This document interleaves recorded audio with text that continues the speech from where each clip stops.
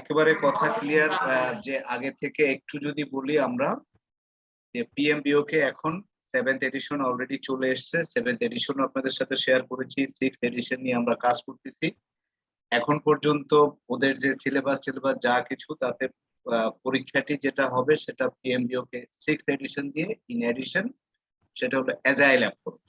অর্থাৎ 6th এডিশনে যে সমস্ত বিষয়গুলো আছে ওই সমস্ত বিষয়গুলোর ভিতরে যেখানে যেখানে অ্যাজাইলটাকে সম্পৃক্ত করা সম্ভব সেইটাকে সম্পৃক্ত করা হয়েছে। 7th এডিশন এখন পর্যন্ত অর্থাৎ ডিসেম্বরের 31 তারিখ পর্যন্ত 7th এডিশন হবে না।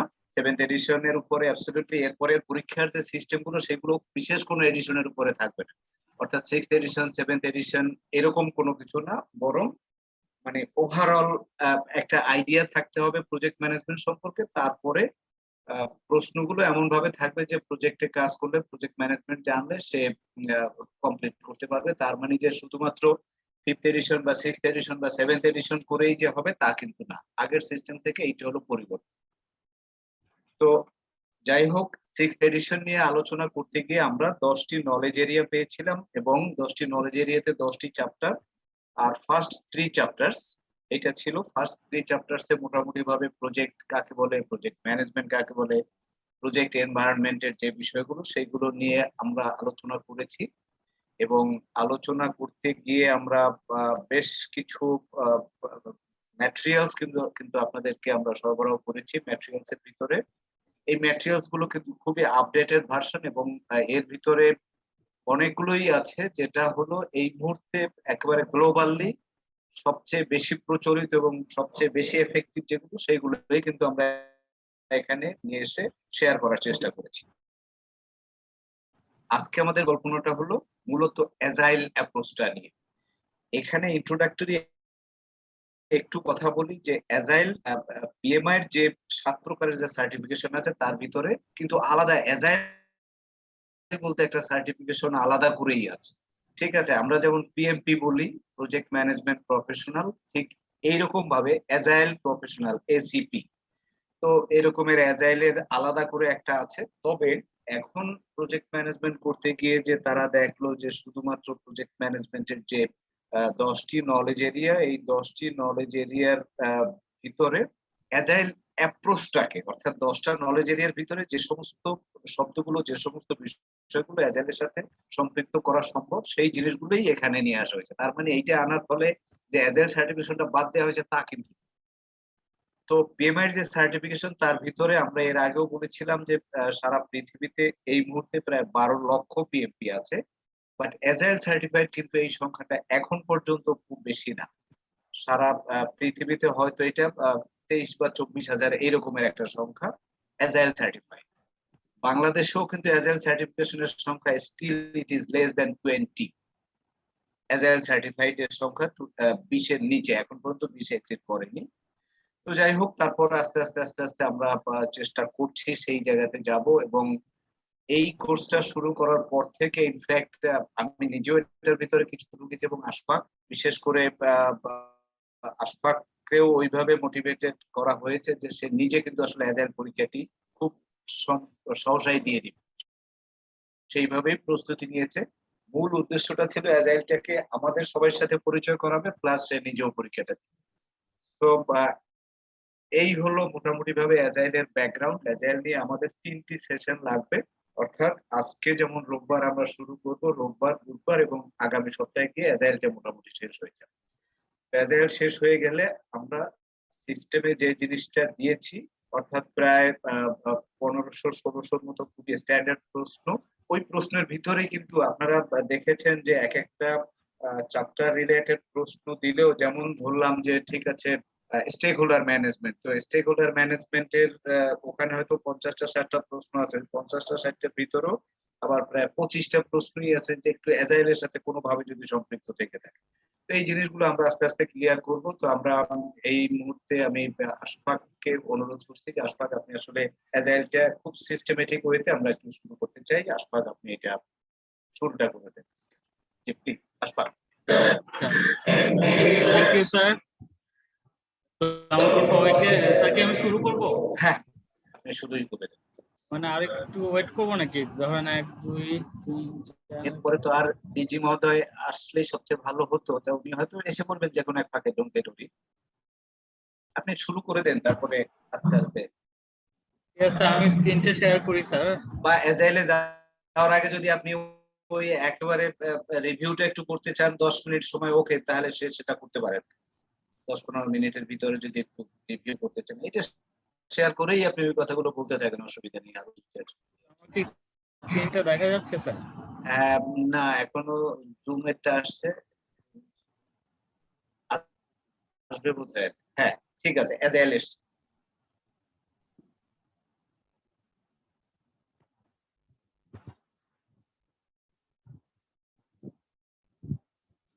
যে আশফাক শুরু করে দেন, আমার মনে হয় যে অসুবিধা নেই, বা প্রয়োজনে আমরা সবাই আবার। আসসালামু আলাইকুম, সবাইকে শুভ সন্ধ্যা। অনেকদিন পর আসলে দেখা হইলো, মানে মাঝখানে একটা বড় গ্যাপ হয়ে গেছে। তো আমরা কি সবাই মনে হয় একটু ডিটাচ ছিলাম নাকি? পড়াশোনা কিছু অনেকে করছেন নাকি? সবাই ডিটাচ মনে হয়, ব্যস্ততা ছিল, সব ডিটাচড ছিলাম মনে হয় বেশি। তো একটু ডিটেলস ছিল, তাই এখন ঠিক হয়ে যাবে। তো এখন আমরা আবার ট্র্যাকে চলে আসবো। তো আমরা এতদিন মানে এই অ্যাজাইল শব্দটা একটু মানে কেমন জানিস, মানে একটু অন্যরকম শোনায়, কিন্তু জিনিসটা আসলে খুবই সিম্পল। এবং আমরা যা এতদিন যা পড়ে আসছি সেটা কিন্তু মানে প্রেডিক্টিভের দিকে বেশি ঝোঁক ছিল, কিন্তু ওইটাও কিন্তু ইকুয়ালি ইম্পর্টেন্ট, ওইটা ভুলে যাব না আমরা, ওইটা এক সাইডে রাখবো। আর এখানে একটু জাস্ট পদ্ধতিগত কিছু চেঞ্জ হবে, মানে এটাকে বলি আমরা প্রজেক্ট লাইফ সাইকেল ক্রাইটেরিয়াতে একটু চেঞ্জ আসবে। মানে অ্যাজাইলটা অনেকটা এখন নতুন পার্সপেক্টিভে, নতুন এনভায়রনমেন্টে, নতুন এই যে ডাইনামিক চেঞ্জের কারণে অ্যাজাইলটা আসছে এবং আস্তে আস্তে জনপ্রিয় হচ্ছে। তো বেসটা কিন্তু আমরা করে আসছি অলরেডি। হ্যাঁ, এখন কিছুটা চেঞ্জ আসবে, তো ওই চেঞ্জটা মনে রাখলেই আমার মনে হয় যথেষ্ট। আর আমাদের যেটুকুন কাভারেজ আছে এখানে সেইটুকুন মানে স্যার অলরেডি শেয়ার করছেন যে এটা অলরেডি একটা হিউজ টপিক আছে এসিপি। এখানে একটু অল্প আকারে কাভারেজ আছে, তো যেটুকুন আছে ওখানকার যে কিওয়ার্ডস গুলি সেগুলি যদি আমরা ফোকাস করি, তাহলে আমি শিওর যে আমরা অ্যান্সার গুলি করতে পারবো এক্সামে। কারণ এক্সামে যখন অ্যাজাইলের পার্সপেক্টিভে কোশ্চেন গুলি করবে, ওইটা কিন্তু বোঝা যায় যে ওইটা কিন্তু মানে খুব কমপ্লেক্স করতে পারে না, যেটাই করে মানে ওই 4টা অপশনের মধ্যে মোটামুটি ধরা যায় অ্যাজাইলের পোর্শনটুকুন। হ্যাঁ, তো এটা নিয়ে ভয়ের কিংবা কোনো কিছুরই মানে অবকাশ নাই, এবং বরঞ্চ আরো ইজি হবে। আমরা যেহেতু আগে ইয়েটা প্রেডিক্টিভের অনেকখানি করে আসছি, এখন অ্যাজাইলটা আমাদের আসলে ভ্যালু অ্যাড করবে। সো আমি শুরু করি, চলে যাই ইন্ট্রোডাকশন, মানে প্রথম চ্যাপ্টারটা যেটা আছে আমাদের গাইডে, অ্যাজাইল প্র্যাকটিস গাইড যেটা আছে, ওই যে পিছন মানে আমাদের বুকের পিছনে একটা গাইড আছে, সেখানে শুরুর চ্যাপ্টারতে ইন্ট্রোডাকশন দিয়ে আছে অ্যাজাইলে। সো আমরা আজকে ইন্ট্রোডাকশন পার্টটাই কভার করব, সাথে কিছু ডিটেল আসবে, আর ম্যাক্সিমাম ডিটেলটা আমরা নেক্সট ক্লাস, এবং নেক্সট ক্লাসে পারলে শেষ করার চেষ্টা করবো, অথবা আরেকটা ক্লাস যেতে পারে। সো আমি শুরু করছি আর কি।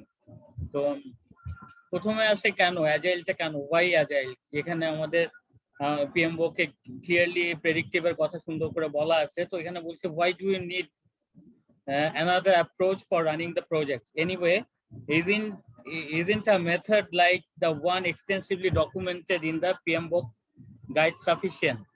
আমার যে PMBOK গাইডে যে এত বড় বইটা পড়ে আসলাম, এখানে যে মেথডটা বলা আছে সেটা কি সাফিসিয়েন্ট না? এটা একটা কোশ্চেন আসতেই পারে সবার। তোমার এটা অ্যান্সারটা হলো, answer is very simple. Different type of মানে প্রজেক্টের টাইপসটাই এখন ডিফারেন্ট হয়ে যাচ্ছে। So different types of project require different methods. মানে এর মধ্যে কোনো কনফিউশন নাই যে এখন প্রজেক্টের ধারাটা, বিশেষ করে আইটি প্রজেক্ট জনপ্রিয় হওয়ার পরে এবং আইটির এত কাজকর্ম হওয়ার পরে টোটাল ডাইনামিক্সটাই চেঞ্জ হয়ে গেছে। তো এখন এই পিএমআই অ্যাজ এন অর্গানাইজেশন তারা কিন্তু রেগুলারলি ওয়ার্ক করে যে নতুন জিনিসটাকে, নতুন ডাইনামিজমটাকে কিংবা ওগুলিকে অ্যাকসেপ্ট করার জন্য। ওইটারই পার্সপেক্টিভে আস্তে আস্তে পিএমবুকও কিন্তু ইসের থেকে মুভ করছে অ্যাজাইলে। আগে খুব 10% আসতো কভার করতে অ্যাজাইল, এখন 50% অ্যাজাইল এবং হাইব্রিড কভার করে, 50% প্রেডিক্টিভ করে। হয়তোবা দেখা যাবে আস্তে আস্তে ওই পোর্শনটুকুনো কমে আসছে প্রেডিক্টিভে। সো অ্যান্সার যেটা আছে very simple, different type of projects require different methods. এটা হলো প্রথমেই আমরা মাইন্ডসেটটা ক্লিয়ার করে রাখবো যে আসলে কেন অ্যাজাইল ইউজ করবো। সবার জন্য কিন্তু আমরা অ্যাজাইল করবো না।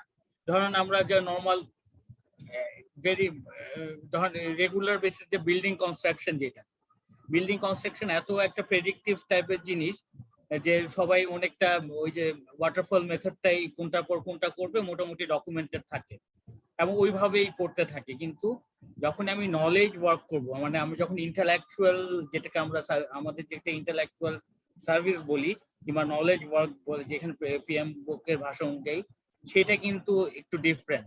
সেটার মধ্যে আসে নলেজের মানে change, situation changes, requirement changes এবং নলেজের অ্যাপ্লিকেবিলিটি বিভিন্ন মিলায় ওই প্রজেক্টের নেচারটাই ডিফারেন্ট। সো বেসিক্যালি নেচারের ডিফারেন্সের কারণেই আমরা অ্যাজাইলটা নিব কি প্রেডিক্টিভটা নিব, এটা আমাদের ডিসিশনের ব্যাপার। তো এখন এই যে নলেজ ওয়ার্ক প্রজেক্টস আর ডিফারেন্ট, এইটা আমি যেটা বললাম নলেজ ওয়ার্ক। জি স্যার, একটু জানতে চাচ্ছিলাম যে জেনারেলি বলা হয় যে অ্যাজাইল অ্যাপ্রোচটা আইটির ক্ষেত্রে, বিশেষ করে সফটওয়্যার ডেভেলপমেন্টের ক্ষেত্রে অ্যাপ্লিকেবল হয়। তো সেই ক্ষেত্রে আমাদের যে প্রজেক্ট ম্যানেজমেন্ট, সেখানে কি অ্যাজ এ হোল এটা কি আসলেই মানে ব্যবহার করা তো পসিবল না, এটা যেটা বুঝতেছি আর কি। কেন এটাকে পিএম বুকের মধ্যে ঢোকাচ্ছে, মানে ঢোকানোর পিছনে লজিকটা কি? প্রজেক্ট অ্যাজ এ হোল মানে কি আমাদের প্রজেক্টের পার্সপেক্টিভে নাকি স্যার টোটাল? না, মানে পিএম বুক তো প্রজেক্ট নিয়েই কাজ করে, প্রজেক্টের বিষয় বলছে, এবং সেখানে ডিফারেন্ট টাইপের প্রজেক্ট আছে, সেখানে আইটিও আছে, সফটওয়্যারও আছে। আইটি সফটওয়্যারের জন্য হয়তো অ্যাজাইলটা ঠিক আছে, কিন্তু অন্যগুলাতে কি এটা অ্যাপ্লিকেবল হবে? জি স্যার, অনেকেই বিভিন্ন বিষয় আছে, আমি সামনে গেলে স্যার ওই আপনার প্রশ্নটার উত্তর পাবেন আর কি, একটা স্লাইড আছে। তো আমরা ওখানে গেলে আরেকটু এক্সপ্লেন করব আমি, তাহলে বোঝা যাবে। কারণ অনেকে প্রেডিক্টিভ কেউ, এখন ধরেন বিল্ডিং কনস্ট্রাকশনটুকুনি আমি বললাম, কিন্তু বিল্ডিং কনস্ট্রাকশনের পিছনে এখন কিন্তু সফটওয়্যারের ব্যাপক ভূমিকা আছে। যেমন সিমুলেশন সফটওয়্যার, একটা পুরো বিল্ডিং এর কিন্তু একটা এখন সিমুলেশন করা হয়। যেমন গ্রিন বিল্ডিং গুলি, বিভিন্ন গুলশানের অনেকগুলি গ্রিন বিল্ডিং দেখবেন, ওগুলি কিন্তু সফটওয়্যারই আছে বিশাল, যেটা নিয়ে ফুল সিমুলেশন কাজকর্ম করে দেন কাজে যাওয়া হয়। সো নট নেসেসারি যে এখন বিল্ডিং প্রজেক্ট হইলেও ফুললি প্রেডিক্টিভ করবে, সেটা কিন্তু কিছু ইটারেটিভ আসতে পারে এখানে। সো হাইব্রিডটাই তখন আসতে পারে। সো এই বিষয়টাকে আসলে পিএম বুক তো ফেলতে পারে না। হ্যাঁ, আর পিএম বুকের একটা মানে অ্যাজাইল আইটি প্রজেক্টও তো একটা প্রজেক্ট, আইটি প্রজেক্টসও কিন্তু একটা হিউজ কন্ট্রিবিউশন করছে ওয়ার্ল্ডে। সো ওই আইটি প্রজেক্টটাকে তো বাদ দিতে পারবে না পিএম বুক। সো ওই অ্যাজাইলের বিষয়টা কিন্তু আসতেই হবে ধীরে ধীরে। এবং যেহেতু আমি মানে আস্তে আস্তে কিন্তু প্রেডিক্টিভ গুলিতেও কোনো না কোনো ফরম্যাটে অ্যাজাইল হাইব্রিড আকারে ঢুকে যাবে আর কি। ঠিক আছে, তো এটা সামনে গেলে আমাদের আরো ক্লিয়ার হবে। তো প্রথমত আমরা এইটা একটু দেখি, নলেজ ওয়ার্ক প্রজেক্টস আর ডিফারেন্ট হাউ। এটা হলো characteristics of industrial work, means আমি যেটা বললাম লাইক রোডস কনস্ট্রাকশন অথবা building construction, normal industrial work কিংবা ট্রেডিশনাল যে কাজগুলি আমরা ওয়ার্কস এর গুলি বলি। আরেকটা হলো characteristics of knowledge work. Knowledge work হলো যেটা আমি ইন্টেলেকচুয়াল বলছি এবং এই সফটওয়্যার ডেভেলপমেন্ট মেইনলি কভার করছে যেটা। সো এখানে মেইন মানে ডিফারেন্স গুলি এখানে পড়লে আমাদের আরো ক্লিয়ার হবে। যেমন ওয়ার্ক ইজ ভিজিবল, আমরা কিন্তু একটা রোডের প্রোগ্রেস কিন্তু দেখতে পাচ্ছি, বিল্ডিং এর প্রোগ্রেস কিন্তু দেখতে পাচ্ছি, কিন্তু নলেজ ওয়ার্কের ক্ষেত্রে ওয়ার্ক ইজ ইনভিজিবল। যখন এই কোডিং গুলি করছে, সবগুলি করছে আনটিল আনলেস ডেলিভারেবল একটা জায়গায় দেখানোর আগ পর্যন্ত কিন্তু এটা ইনভিজিবল থাকে ওয়ার্ক প্রোগ্রেসটা। সো ওয়ার্ক ইজ স্টেবল, মানে আর এই স্টেবিলিটিটা থাকে এখানে ওয়ার্ক ইজ চেঞ্জিং। এই চেঞ্জটা হলো মেইন কিওয়ার্ডস এখানে, যে এভরি টাইম রিকোয়ারমেন্টস চেঞ্জ হচ্ছে, এভরি টাইম টেকনোলজি চেঞ্জ হচ্ছে বিভিন্ন কারণে। দ্যাটস ওয়াই এটা বলছে ওয়ার্ক ইজ চেঞ্জিং। তো emphasis on running things, emphasis on changing things. So এখানে রানিং যা প্রজেক্ট থাকছে ওইটার উপর এমফাসিস করা হয়, কোনটার পর কোনটা ফিল আপ হবে, কোনটা করতে হবে, সেটা ভেরি মাচ সিকোয়েন্সিয়াল থাকে। আর এখানে এমফাসিস অন চেঞ্জিং থিংস, আমার কি চেঞ্জ হচ্ছে সেটার উপর এমফাসিস করতে হবে। সেক্ষেত্রে যদি আমাকে নতুন কিছু ঢোকাতে হয়, কিছু বাদ দিতে হয়, সেটাও কিন্তু এখানে অ্যাজাইলে আমরা করব।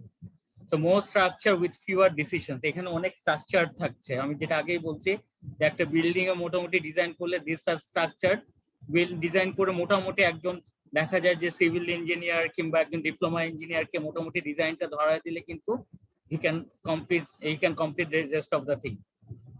কিন্তু এখানে হচ্ছে লেস স্ট্রাকচারটা লেস উইথ মোর ডিসিশন, মানে কন্টিনিউয়াসলি কিন্তু এখানে ডিসিশন দিতে হবে।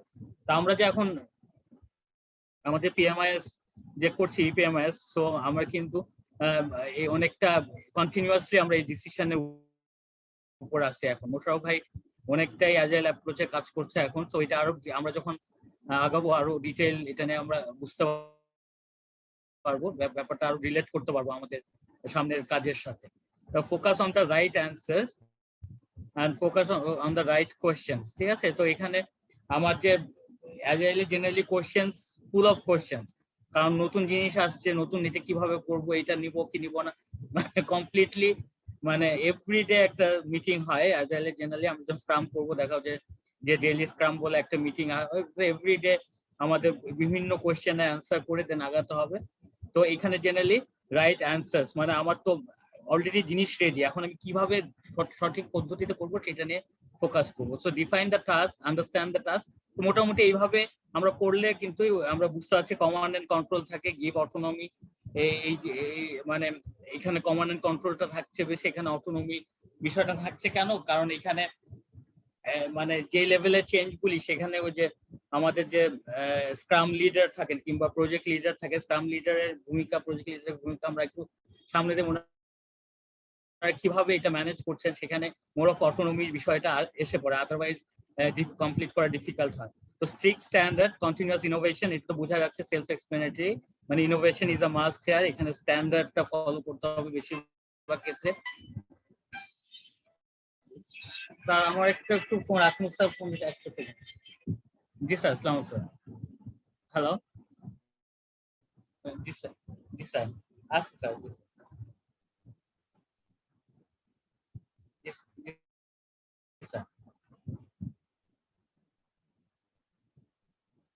রিপ্লেসমেন্ট ওই ইয়েটা দিয়ে গেছে, কি জানি নাম, টাইম এক্সটেনশন এর চিঠিটা দিয়ে দিচ্ছে। জি স্যার, সোমবারে। স্যার আপনি ক্লাসে ঢুকছেন না? স্যার ক্লাস চলছে, আমি ক্লাস নিচ্ছিলাম, ওই যে ক্লাস চলছিল আর কি আজকে পিএমআই। হ্যাঁ, আচ্ছা ঠিক আছে, ওকে স্যার। সরি স্যার, ওই একটু পিডব্লিউসির ব্যাপারে ফোন দিছিলাম। হ্যাঁ, তো স্যার আমি কি, আমাকে শোনা যাচ্ছে স্যার? হ্যালো, হ্যাঁ আশফাক, শোনা যাচ্ছে, আসলে ঠিক আছে। তো এটা হলো strict standard and continuous innovation. ইনোভেশনটা ইজ আ মাস্ট, মানে ইনোভেশনটা লাগবে অটোমেটিক আসবে। Focus on the quantity, focus on the quality. So measure performance to আমরা ওয়ার্কে দেখছি বিভিন্ন পারফরম্যান্স মেজারমেন্ট, এভরিথিং আমরা করে থাকি কোয়ালিটি মেজার্স হিসাবে। কন্টিনিউয়াসলি লার্ন অ্যান্ড টিচ, এটা একটা আমাদের কিন্তু কন্টিনিউয়াসলি লার্নিং এর উপর থাকতে হয়, নিউ টেকনোলজি এবং টিচের কথা বলা আছে। Minimize cost of workers for a task, treat workers as an asset not as a cost. So এটা তো ক্লিয়ারলি সেলফ এক্সপ্লেনেটরি যে আমার যে ওয়ার্ক ফোর্স আছে তাদেরকে আসলে লং টার্ম রিটেন করা, এদিকে অ্যাসেট হিসেবে ট্রিট করা, হ্যাঁ, এবং এটাকে কস্ট এক্সপেন্সের খাতে ফেলানো যাবে না। বিকজ একটা পার্সন ডেভেলপ হয়ে ওই টেকনোলজিতে আসা মানে ওইটাকে যদি রিপ্লেস করতে হয় সেটা কিন্তু হিউজ একটা কস্টের ইস্যু চলে আসে। সো এটা কিন্তু আমরা এখনই টের পাচ্ছি আমাদের বিভিন্ন প্রজেক্টে, আমাদের বিভিন্ন যে কন্ট্রাক্ট গুলি চলছে, যে একটা রিপ্লেসমেন্টে কতখানি ড্যামেজ হয় একটা ইন্টেলেকচুয়াল ইয়েতে, সার্ভিসে কিংবা ইন্টেলেকচুয়াল কাজে। এটা কিন্তু আমরা সবাই এখানে মোটামুটি কম বেশি এটা এক্সপিরিয়েন্স করেছি আর কি। জি, তো আমি সামনে আগে যাচ্ছি। মোটামুটি এই নলেজ মানে এটা দেওয়ার, চারটা দেওয়ার এই উদ্দেশ্য এটা হলো যে নলেজ ওয়ার্কের ক্ষেত্রে অ্যাজাইল অ্যাপ্রোচটা ইজ মানে অবভিয়াস, মানে এটা আসলে অপশনাল বলা যায় না, অবভিয়াস এখন বলবো আমরা, কারণ এটা ছাড়া কমপ্লিট করা যাবে না। হ্যাঁ, কারণ আমাদের চেঞ্জ গুলি এমন ভাবে আসে যেটা আসলে ইনিশিয়াল রিকোয়ারমেন্ট তৈরি করার সময় কিংবা আমরা যদি স্পেসিফিকেশন কিংবা টার্মস অফ রেফারেন্স যেটাই বলি আমরা কিন্তু পুরা কভার করতে কখনোই পারবো না। হ্যাঁ, সো এটাকে অ্যাজাইল মানে মোটা দাগে আমাদের বলে দিতে হবে কি কি ফিচার লাগবে, কি কি থাকবে, কিন্তু যখন আমরা কাজে যাব তখন কিন্তু আমরা কিছু রাখতে পারি, কিছু ফেলেও দিতে পারি, মানে ডিপেন্ডিং অন দা মানে আমার কোন জিনিসের ইউজেবিলিটিটা কতখানি এবং ভ্যালু ড্রিভেন কিনা। ভ্যালু ড্রিভেন কথাটা আমি বললাম এই কারণে, ভ্যালু ড্রিভেনটা খুবই অ্যাজাইল ভ্যালু এর সাথে মানে অ্যাজাইল ভ্যালুস করবো আমরা সামনে। ভ্যালু ড্রিভেনটা এই যে খুবই মানে একটা প্রাইম একটা বিষয় অ্যাজাইলের জন্য, যে আমার ভ্যালু ডেলিভারি কতটা আগে আমি দিতে পারছি। তো ওইটা আমি দিতে পারলে যদি নন ভ্যালুয়েবল ফিচার গুলি যেগুলি হয়তো বা ইউজ হবে না সেগুলি কিন্তু আমরা কার্টেল করে দিতে পারি। হ্যাঁ, সো এইভাবেই কিন্তু আসলে ইয়েটা ঠিক থাকে, কস্টটা ঠিক থাকে। অ্যাজাইলের স্কোপটা চেঞ্জ হলেও কস্টটা কেন ঠিক থাকে, এটা হলো ওয়ান অফ দ্য রিজন। তা আমি সামনে যাচ্ছি। তো অ্যাজাইল ফ্যাক্টস একটা স্টাডি করা হয়েছে, জেনারেলি অর্গানাইজেশন এরকম একটা এখনকার পার্সপেক্টিভে এরকম একটা আছে, মানে অলওয়েজ বলা হচ্ছে 11%, often 29%, sometimes 31%, rarely 17% and never 12%, এরকম একটা রিসেন্ট স্ট্যাটিস্টিক্স একটা নেওয়া হয়েছে যে মানে বেসিক্যালি অর্গানাইজেশন মানে এটা বোঝানোর জন্য increasingly organization embrace the agile as a technique for managing project. So মানে এটা আস্তে আস্তে বাড়ছে আর কি, অ্যাজাইল টেকনিকটাকে অ্যাডপ্ট করা। A full 71% of the organization report using agile approaches for their project, sometimes, often, or always. এই তিনটাকে যোগ করে 71% বলছে যে আস্তে আস্তে অ্যাজাইল অ্যাপ্রোচটা জনপ্রিয়তা পাচ্ছে। এটা দেখানোর জন্য এই চার্টটা দেওয়া হয়েছে। তো এখন হোয়াট ইজ অ্যাজাইল? তো এখানে একটা ছোট একটা ডায়াগ্রাম দেখতে পাচ্ছেন, এটা আমরা ডিটেইল পরে আসবো, কিন্তু এটাকে স্প্রিন্ট বলা হয়, যে ইটারেশন, এবং এটা ইনক্রিমেন্টাল ডেলিভারি। সো অ্যাজাইলটাকে বলছি agile is a collection of method and practices that focuses on iterative development. Iterative হলে এই পার্টটা, এবং এটা একটা টাইম বক্স থাকে, একটা টাইম থাকে যে মানে একটা ইটারেশন 1 মাসের নিচে হয়, less than a month, maybe ideally 2 weeks হয়। সো এটা এই কারণে টাইম বক্স বলা হয়। The time box and iterative focusing on the delivering products incrementally. আমি একটা ইনক্রিমেন্টাল ডেলিভারি করতে করতে আস্তে আস্তে আমার পুরো প্রজেক্ট কমপ্লিট হবে। এন্ড ইনক্রিমেন্ট ডেলিভারিটা কিভাবে করব? Based on the value priority. হ্যাঁ, আমার যেই ভ্যালু, যেই মডিউলটা সবচেয়ে বেশি ভ্যালু দিবে সেটাকে আমি আগে ডেলিভার করব। সো ওই কারণে এটাকে বলা হচ্ছে যে ইনক্রিমেন্টালি ডেলিভার করবে। এবং টাইম বক্স, ইটারেটিভ, এই কথাগুলি আমরা মনে রাখবো কেন? তাহলে আমার দিস আর দ্য কিওয়ার্ডস, আমার কোশ্চেন যখন আসবে তখন কিন্তু আমি ইজিলি আনসার করতে পারবো, যে টাইম বক্স বিষয়টা, তারপর ইটারেশন বিষয়টা, ইনক্রিমেন্টাল ডেলিভারি, তারপর যে রেট্রোস্পেক্টিভ, হ্যাঁ, তারপর স্প্রিন্টিং, এই জিনিসগুলি সামনে আসবো, তা আরো ক্লিয়ার হবে আমার সামনে। তো এই যে আদিস্তা যে প্রশ্নটা করলো যে IT only, actually it's not. হ্যাঁ, it's not just for IT. Why is being use? Marketing হতে পারে, physical products, construction, road, R and D, others, এগুলি সব বলা আছে এখানে। বাট হাউ, এটা এখন আমাদের ওইভাবেই আমরা হাইব্রিড কনসেপ্টটা যেটা আমি বললাম ওইটা আপাতত আমরা মাথায় নিব। ডিটেইলে এটা আসলে এখন নাই আমাদের, কিংবা ডিটেইল জানতে হলে যে আমরা যে কোনো একটা প্রসেস, এখানে যখনই একটা সফটওয়্যার ইনভলভমেন্ট আসতেছে তখনই আমি কিন্তু ইটারেশনের কথাটা চিন্তা করতে পারি। তো কনসেপ্ট বলছে practices can enhance waterfall projects, process improvement and eliminate waste. Basically eliminate ওয়েস্টটাই এবং প্রসেস ইমপ্রুভমেন্ট এগুলি নিয়ে অ্যাজাইল অ্যাপ্রোচে আমরা কাজ করবো আর কি। সো এই কথাটা বলা হয়েছে যে it's not just for IT.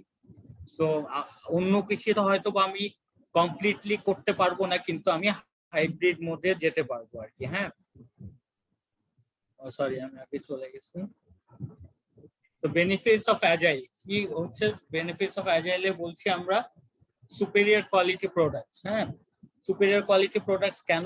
কারণ এটি ইনক্রিমেন্টাল ডেলিভারির একটা কি কনসেপ্ট হলো কি, আমি কোয়ালিটিটা প্রত্যেকটা ইনক্রিমেন্টাল ডেলিভারিতে মেনটেন করবো। ছোট ছোট মডিউলে যখন আমি ডেলিভার করছি, ইট মেক শিওর দ্যাট কোয়ালিটিটা মেনটেন করছে। এবং এটা আমি একটা লার্জ প্রজেক্ট করার থেকে, আমি যদি একটা হিউজ প্রজেক্ট একসাথে ফুল আগাটু গোড়া করি ওইটা এবং ডেলিভারি করি, ওইটার কোয়ালিটি যা হবে, একটা ইনক্রিমেন্টাল ডেলিভারি করে করে যদি আমি এটা প্রোডাকশনে ডিপ্লয় করতে থাকি, আমি যে সফটওয়্যার পার্সপেক্টিভে বলবো, কারণ অ্যাজাইলটা মোড অফ সফটওয়্যারে, কিন্তু সফটওয়্যার থেকেই আসছে আসলে, সফটওয়্যার প্রজেক্টে কাজ করা থেকে কিন্তু অ্যাজাইল কনসেপ্টটা আসছে। সো আমি যখন ইনক্রিমেন্টাল আকারে ছোট ছোট আকারে ডেলিভারি করবো, definitely it has better quality. মানে এটা একদম প্রুফেন। কিন্তু আমি মানে একটা বড় কাজের কিন্তু মানে হিউজ ইনভলভমেন্ট, এবং ওইটা যতটুকু কোয়ালিটি এনশিওর হবে, ডেফিনেটলি মডিউল আকারে গেলে মডিউলগুলি যখন আমি মানে ফুল কোয়ালিটি কন্ট্রোল প্রসেস কমপ্লিট করে ইমপ্লিমেন্টেশনে যাচ্ছি, আমি যখন ডেলিভারি করে দিচ্ছি, that has better quality. So customer satisfaction কেন, আমি প্রত্যেকটা ইটারেশন কিন্তু আমি কাস্টমারের সাথে I am getting in touch with the customer. কিন্তু আমি প্রেডিক্টিভে কিন্তু আমি মাল্টিপল টাইম কাস্টমার সাথে আসতে পারি, কিন্তু অনেক পরে পরে কিন্তু, হ্যাঁ এটাও কিন্তু সেম ফ্রিকোয়েন্সি এখানে কাস্টমারের সাথে অনেক বেশি। The customer is always involve, entire decision making process changes can be made based on their feedback. তো আমি যখন প্রোডাক্ট ওনারকে বলা হচ্ছে কেন কাস্টমার, প্রোডাক্ট ওনার অ্যাজাইলে একটা কি রোল। তো প্রোডাক্ট ওনারের কথা যখন আসছে, প্রোডাক্ট ওনারই আসলে আমরা ট্রিট করবো যখন আমি সামনে কাস্টমার ব্যবহার করব কিংবা প্রোডাক্ট ওনার ব্যবহার করব, দিস আর সিনোনিমাস, মানে দে আর দ্য মেইনলি প্রোডাক্টের ওনার অথবা কাস্টমার। তার মানে এই প্রোডাক্ট ওনার কিন্তু এভরি স্প্রিন্ট রিভিউতে হি ইজ গেটিং এঙ্গেজ। সে যখন আসতেছে এবং সে যখন রিভিউ করছে, তার মানে কি এভরি স্প্রিন্টে যখন রিভিউ হচ্ছে, definitely it has better customer satisfaction. So better control, একই কারণে Agile consists of self-organizing teams and that continually improve themselves with the time. So Agile team সম্পর্কে আমরা ডিটেইল সামনে পড়বো, আমি এখানে আর বলবো না, কারণ ওখানে ডিফারেন্ট রোলস আছে। একটা টিম হলো ক্রস ফাংশনাল টিম বলে এখানে। এই টিমটা consist of the developer, software developer থাকতে পারে, ডোমেইন নলেজের যারা ওনার থাকে, যেমন যারা ডোমেইন নিয়ে বেশি কাজ করে। ফর এক্সাম্পল আমি যদি আমার ইয়েটা বলি, কি বলে আমাদের PMIS এর কথা বলি, এখানে কিন্তু আমাদের আবুল কালাম আজাদ স্যার, যিনি উনি ডোমেইন এক্সপার্ট হিসাবে আছেন। সো ডোমেইন এক্সপার্ট একজন আছে, সাথে ক্রস ফাংশনাল ধরেন কোয়ালিটি কন্ট্রোলের একজন, কিংবা টেস্টার, কিংবা বিভিন্ন টাইপের বিভিন্ন শ্রেণী ম্যানেজমেন্ট পিপল সব মিশানো একটা টিম থাকে। তো এবং এই টিমটা দিস আর বলা হচ্ছে অ্যাজাইলে দে আর সেলফ অর্গানাইজিং, কারণ এখানে কিন্তু সাপোর্টিং রোল আগে বলছি, leadership quality is the supporting leader টাইপের, মানে মোর অফ সে কিন্তু ইয়েদের উৎসাহ করে রাদার দিন being directly involve in the work. তারা টিমের বেটারমেন্ট নিয়ে আমার কাজ করছে। যারা অ্যাজাইলে যে টিম লিডার কিংবা প্রজেক্ট ম্যানেজার যদি বলে থাকি, প্রজেক্ট ম্যানেজার কিন্তু ওই যে আমি বলি সাপোর্টিং লিডারশিপ, সাপোর্ট বলি সার্ভেন্ট লিডারশিপ যেটা বলছিলাম, যে servant leader more of type is servant leadership, মানে more of focusing on the ইয়েদের বেটারমেন্ট, যারা টিম মেম্বার্স আছে তাদের বেটারমেন্টের দিকেই খেয়াল করে, রাদার দেন মানে তাদেরকে ছেড়ে দেওয়া হয়, they are the self motivating আর সেলফ অর্গানাইজিং। তো এটা আরেকটু ডিটেইল পড়বো আমরা সামনে গেলে। রিডিউস রিস্ক, এলিমিনেটিং ওয়েস্ট যেটাকে বলছি। রিডিউস রিস্ক হলো মানে one of the main reasons যে কারণে অ্যাজাইলটা আসলে জনপ্রিয় হচ্ছে। একই রিজন, যখন আমি স্মলার মডিউলে কাজ করছি তখন কিন্তু আমি রিস্কটা অ্যাড্রেস করতে পারছি মোর অ্যাপ্রোপ্রিয়েটলি এবং মোর অ্যাকুরেটলি। আমি একটা ছোট জিনিসের রিস্কটাকে আমি জাস্ট একটা ভলিউমের কথা চিন্তা করি, যদি একটা রোডের লেন্থ যদি 1 মাইল হয়, আরেকটা যদি আমি 25 মাইল রোডের রিস্ক চিন্তা করি একবারে, আমি ডেফিনেটলি 1 মাইল রোডের রিস্কটাকে তাড়াতাড়ি অ্যাড্রেস করতে পারবো, এবং তার মিটিগেশন টেকনিক কিংবা রিস্ক রেসপন্স টেকনিক এভরিথিং আমি কিন্তু আরো স্ট্রাকচারড ওয়েতে, আরো মডিউলার ওয়েতে করলে দ্যাট ইজ মানে আরো ভালো রেজাল্ট দিবে আমাকে। সো এই 4টা বেনিফিটস এর কথা বলছে অ্যাজাইলে, এবং দিস আর মানে খুবই অ্যাপ্রোপ্রিয়েট আর কি। বিশেষ করে এই 4টা আসলে will lead to eliminating the West. আমি আস্তে আস্তে লিন থিওরিতে যখন মানে কেন এসছে এলিমিনেটিং ওয়েস্টটা, মানে আমি প্রত্যেকটা ক্ষেত্রে ওয়েস্টটাকে এলিমিনেট করবো যাতে করে এবং আমার আননেসেসারি ওয়েস্টেজ না হয়, এবং এইটা উপায় কিন্তু এই মডিউলার ভিত্তিতে যাওয়া, যেটা অ্যাজাইল অ্যাপ্রোচ, ছোট ছোট ইনক্রিমেন্টাল ডেলিভারিতে। তো এটা এই পর্যন্ত মোটামুটি বোঝা গেছে তো না? হ্যাঁ, এই পর্যন্ত ঠিক আছে। আচ্ছা ঠিক আছে, আমি এগিয়ে যাচ্ছি। তো আমি যেটা বলছি আগে ডিফাইনেবল ওয়ার্কের একটা দেখে আসছি, সো এটা আমি আর করবো না, ওইটাই ডিটেইলটা ওখানে দিয়েছি।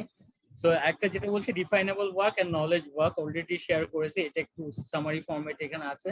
তাও আমি একবার পড়ে যাই। Definable work projects have clear procedures that have proven successful, visible যেটা আমি আগে বলছি task driven structure, whereas high uncertainty projects have high rates of change, complexity and risk. যেগুলি high uncertainty কথাটা বলছি and that leads to high risk. ওই risky project গুলির ক্ষেত্রে জেনারেলি আমরা অ্যাজাইলটা করি, that is invisible, generally ওয়ার্কটা ইনভিজিবল থাকে, value driven and less structure. So এখন এটাকে আমরা অ্যাজাইল অ্যাপ্রোচটাকে ইনভার্টেড ট্রায়াঙ্গেল মডেল বলছি।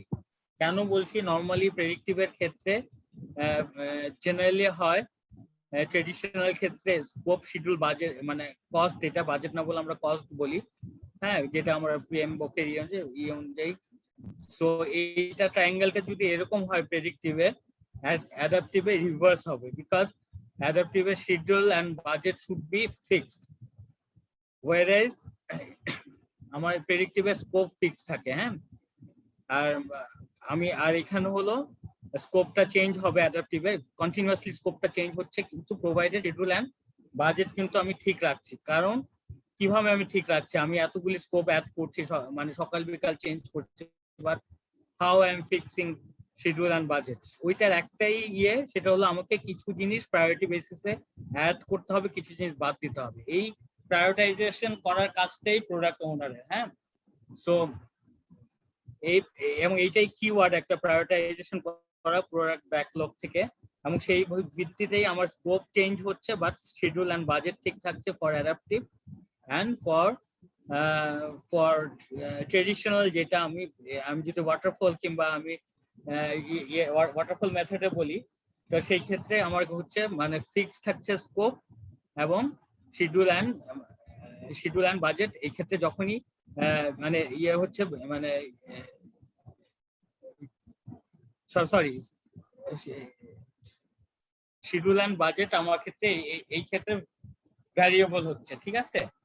মানে যখন আমার স্কোপের পার্সপেক্টিভে শিডিউল অ্যান্ড বাজেটটা ভ্যারি করতে পারে এখানে, যখন আমি চেঞ্জ রিকোয়েস্ট করি কিংবা ইসে আছে। তো এইটা হলো রিভার্স ট্রায়াঙ্গেল বলছি অ্যাডাপটিভের, এই কারণে যে irrespective of the scope change যেটা হোক, আমি শিডিউল অ্যান্ড বাজেটটাকে ঠিক রাখবো। তো আমাদের ক্ষেত্রেও যদি সফটওয়্যার ডেভেলপমেন্টের ক্ষেত্রে কিংবা পিএমআইএস এক্সাম্পল যদি আমরা নেই, আমরা কিন্তু অলরেডি কন্ট্রাক্ট সিলিং ফিক্স করেছি। তো এখানে আমাদের যতই চেঞ্জ আসুক, যেটাই হোক, সেটা কিন্তু আমরা প্রায়োরিটি দিয়ে will adopt the change, most recent technologies কিংবা মোস্ট মানে অ্যাপ্রোপ্রিয়েট জিনিসগুলিকে আমরা অ্যাডপ্ট করবো, হয়তো বা কিছু লেস প্রায়োরিটি জিনিসটাকে বাদ দিতে হবে আর কি। হ্যাঁ, তো এইটা কি বুঝা গেছে? আমাকে শোনা যাচ্ছে? হ্যাঁ হ্যাঁ হ্যাঁ, আমি আগায় যাচ্ছি। হ্যাঁ, জি। তো এখন বলি ডিসরাপটিভ টেকনোলজি, মানে এই কথাটা প্রথমে আসছে পিএমবিওকে, ডিসরাপটিভ টেকনোলজির কথাটা, সেজন্য আমি এটা নিয়ে আসছি।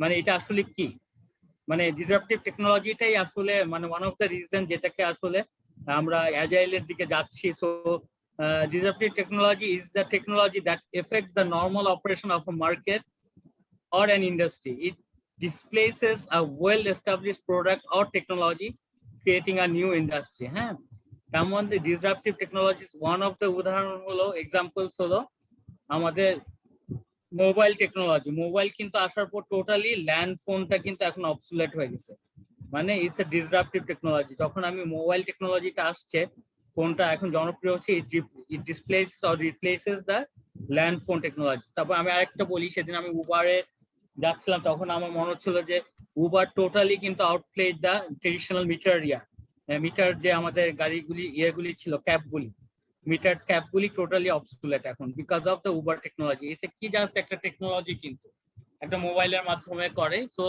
it displaces the well established product or technology.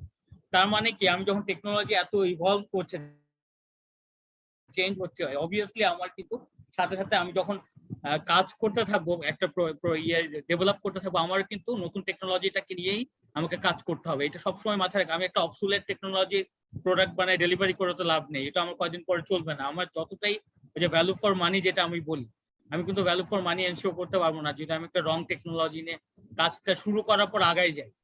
আমাকে obviously in between I have to change the technology, যদি টেকনোলজি চেঞ্জ হয়ে যায়, ঠিক আছে। তো ওই কারণেই কিন্তু অ্যাজাইল এবং অ্যাজাইলের জনপ্রিয়তা আসছে। তো আমি অ্যাজাইল আর অ্যাডাপটিভটা কোন জায়গায় নিব এটা একটা চার্ট এখানে আছে।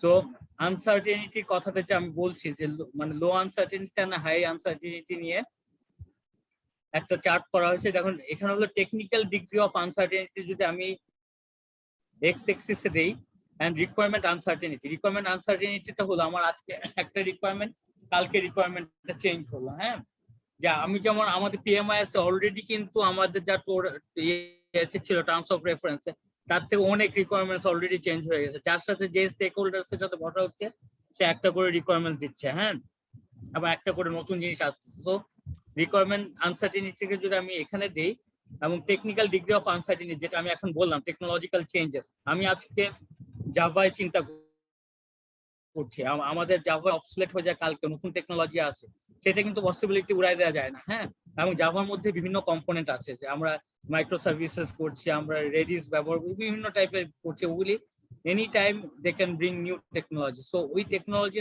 আনসার্টেনিটি যদি আমি এইখানে দেই এক্স এক্সিসে এবং রিকোয়ারমেন্ট আনসার্টেনিটি এখানে দেই, তখন আমার যদি লো আনসার্টেনিটি এই বোথ সাইডে লো আনসার্টেনিটি তাহলে কিন্তু এটা সিম্পল, আমার দুইটাই লো, আমার কোনো টেনশন নেই, আমি কিন্তু লিনিয়ার অ্যাপ্রোচে চলে যেতে পারি, যেটাকে আমরা অ্যাডাপটিভ অ্যাপ্রোচে কিন্তু চলে যেতে পারি।